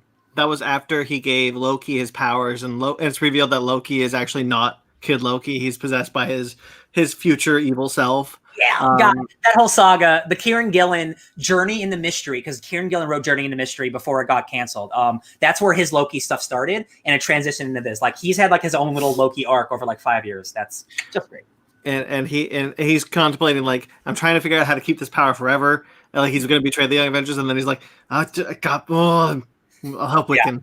He's firstly he's Wiccan like, I need your power so we can do this. But then there's like a second wave like, oh, I actually need your powers. I'm not trying to trick you this time. And I'm like, what do you mean this time? It's classic Loki. I love it. I don't worry about it. I'm joking. Yeah. I'm not gonna like make the next volume like my next book club, but like I'm probably just gonna read this because it's only like 6 more issues or whatever. I miss these characters. No, I love them. It's a little more than that. Sorry, 12 issues. So 7 issues. But I mean, like, there's not a lot more left. I thought it was 15 issues. 15? Yeah. Oh, sweet. That's a full 3 volumes. Whoa, sweet. You can also, like, if you're a person who likes getting trades, this is also available in a complete collection right now. I might buy that. That's sweet. Yeah. I think like this, if you're going to make a Young Avengers thing, I love the Alan Hyberg stuff, but like I think this has so much style and like the characters just like ooze like so much more personality. Where I'm like, I want a youthful like young adult, like this is the Young Avengers I would want, or I would want live action. They're all good, but like this is what I'm like. Ooh, it oozes style. I think we're so much of COVID. If we're getting the Young Avengers, I think this is it. Yeah.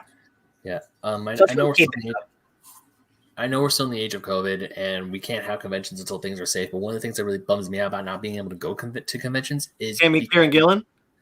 What? You can't meet Kieran Gillen? No. It's so I can't go and buy these trades. Yeah. I mean, I could, but I like going to... I mean, I'm a cheap bastard. I like going to cons because they're cheaper there. No, there's something special about like diving through like a huge thing of comics. Mm-hmm. Yeah, Can your comic shop order trades through Diamond? I haven't asked. Because you could do that. I'm pretty sure they can. Brandon, the reason why I like going to cons more is to go trade shop. It's because they're cheaper there. I get them $5. I could get them at a discount. As much as I love giving my comic store money, I also kind of need to save it. Yeah. Sometimes they're cheaper. Thank you, Mag. Thanks for stopping by. Night, well, Mag. I pull that up. Mag said, where'd it go? Hello? Have a good night, everybody. Thank you, Mag. Have a good night, bud. Anything else you want to add, or you think that's good? I'm glad you guys like this book. This is my favorite version of these characters. If you guys have been watching our WandaVision review, you know how much I'm so excited that those characters are like half of the Young Avengers are now like, with Kate Bishop being in Hawkeye, are like, yo man, they're half of them are here now. It's only a matter of time before the rest show up. So it's cool beans, baby. I really hope the rumors of Patriot being in Falcon Winter Soldier are true. Oh, if that's true, man, I'm gonna go crazy. All right. My turn next week. Sparks and I have decided to do a fun thing for you because a new movie is coming out, guys. Monster time. It's called Godzilla vs. Kong. So we're going to dive into the MonsterVerse this week with the first MonsterVerse comic book tie-in, Godzilla Awakening. Is there a colon in there? Yeah, Godzilla: Awakening. Okay, I'm just making sure. This colon awakening. Title of my sex tape. All right. Anyway, this is written by the writers of Godzilla 14, the 2014 film. It takes place before that. So check it out next week. Cool. Yeah, we made the mistake of reading Aftershock, and we should have read this one. Well, it's cool. Now we're gonna read it before the movie, so it's yeah. even better. And then Sparks will do Breath of Skull Island. Right on. Hell yeah. That's true. Okay. And so it's like 3 weeks until the movie comes out. Hot dog. Woohoo! Next week, we decided we're going to split our Alien retrospective. We're going to look at all 6 Alien films over 2 weeks, not one. So we're going to be doing Alien, Alien Covenant, and Prometheus next week. We're doing like not release order, but like chronological order, maybe. Kinda, yeah. Kinda in a way, like starting with chronological, doing the prequel movies first, ending on Alien, so we end on something good. Yeah. ending on Alien Resurrection. I said on one of the weeks, not both weeks. The first Alien's pretty good. I'm excited to watch Alien Covenant again because people seem to have really turned around on that movie, but I'm not convinced. Neither am I. But I definitely liked that movie more than most people. I liked it more than Prometheus, that's for sure, but we'll see. I think there's a lot of I do think there's some bad stuff about Covenant, but I think there's a lot more good than bad. Cool.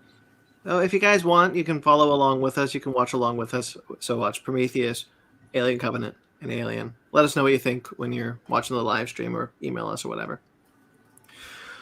You guys can also find us if you're watching this. Check out the rest of our channel. Make sure to like this video. Make sure to subscribe to our channel, and check out our Fake Nerds Watch series, which we just said. We talked about it before. We just finished WandaVision. New episode going up there. This last episode of WandaVision, and then we're gone until Falcon Winter Soldier, so like 2 weeks. Yeah. So you can check all those out, plus our other shows if you want to watch those. We also have Basement Arcade, which he's wearing the shirt of. Yes, Nice. I am. Thank God he was wearing pants. Got scared for a second. All right, and you can check out Basement Arcade Pause Menu, which are our freshman show. We also have the Fake Nerd Book Club. You can check out all of the books that we've been talking about. We are going to finish Little Char and the Gang. That's our latest. We'll choose a new one. There's 2 Little Char and the Gangs up now, and also The Pride. We've caught up to The Pride Season 1 for you audio listeners. Check out all of those. Whoop, whoop. I don't care what Biden says. Wear your mask. That doesn't make sense because he's talking about wearing a mask. I meant I don't care what he says about it ending soon. Got it. I was going to say you can mention the governor of Texas because he lifted everything up. We're not in Texas.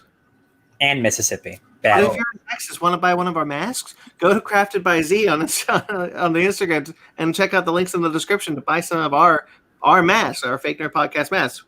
Still got fabric for that. Do it. Pandemic ends, we'll probably just end up doing something different with the fabric. Turn them into Speedos. How'd you know? I'm a psychic. I was going But to say. I'm only a psychic for really dumb things. I was going to say you can turn them into, if you have enough, you can turn into a button-up shirt. I wear that. It would be for me, Ben. It would be for me. Oh. All right. Anyway, we also have our Patreon, which you can check out on the description below. This is the last month to get that shirt, guys. $10 tier. Check out the links in the description. Get it. Of course, we have our TeePublic, which we've been talking about all day because Ben is wearing the shirt for Basement Arcade. You can check out all sorts of new shirt designs at the link in the description on our TeePublic page. I just bought the I'd rather be a fake nerd than a true fan shirt. Mm-hmm. And you can check out our website at www.fakenerdpodcast.com, where you can find all these links that I've said and more. Excuse me. Check out that linked below. Thank you to everyone who listens. and watches. We greatly appreciate it. Thank you to Jeremy Vellucci. He's been working hard on the next episode of Suburban Proctologist. You can find his show on Facebook.com/Suburban Proctologist Official and Instagram @SubProcPodcast. Of course, iTunes. You can find him personally at Jeremy Vellucci Keyboards. And thank you to Mike Matola, who does our logos. Good friend Mike Matola. You can find him at Mike Matola on Instagram and Twitter. You can find us at Fake Nerd Podcast on Twitter, Instagram, and Facebook. FakeNerdGuys@gmail.com. I'm at BT McClure on Instagram and Twitter. Ben? You can find me continuing to be nostalgia's bitch and playing my Game & Watch Super Mario Bros. Console at BenMagnet27 on Instagram and Twitter. Also, I write for OldSchoolGamerMagazine.com. My newest article is the one about the Game Boy Advance that is up right now on the website. I'm going to make sure a new one comes up this week, and hopefully I'll have some news about other stuff coming from that. So there you go. If you like old school video games, check out OldSchoolGamerMagazine.com. Sparks? You can find me most likely rewatching Raya and the Last Dragon at some point in the very near future at SparksWitty on Instagram and Twitter, SparkzWitty. Ryan? DJ Tony Snark everywhere. Subscribe to us on iTunes, Stitcher, Google Play, TuneIn, Spotify, iHeartRadio, Amazon Music and Podcast, and Pandora. Rate and review wherever you get us. We greatly appreciate it. Until next time, see us.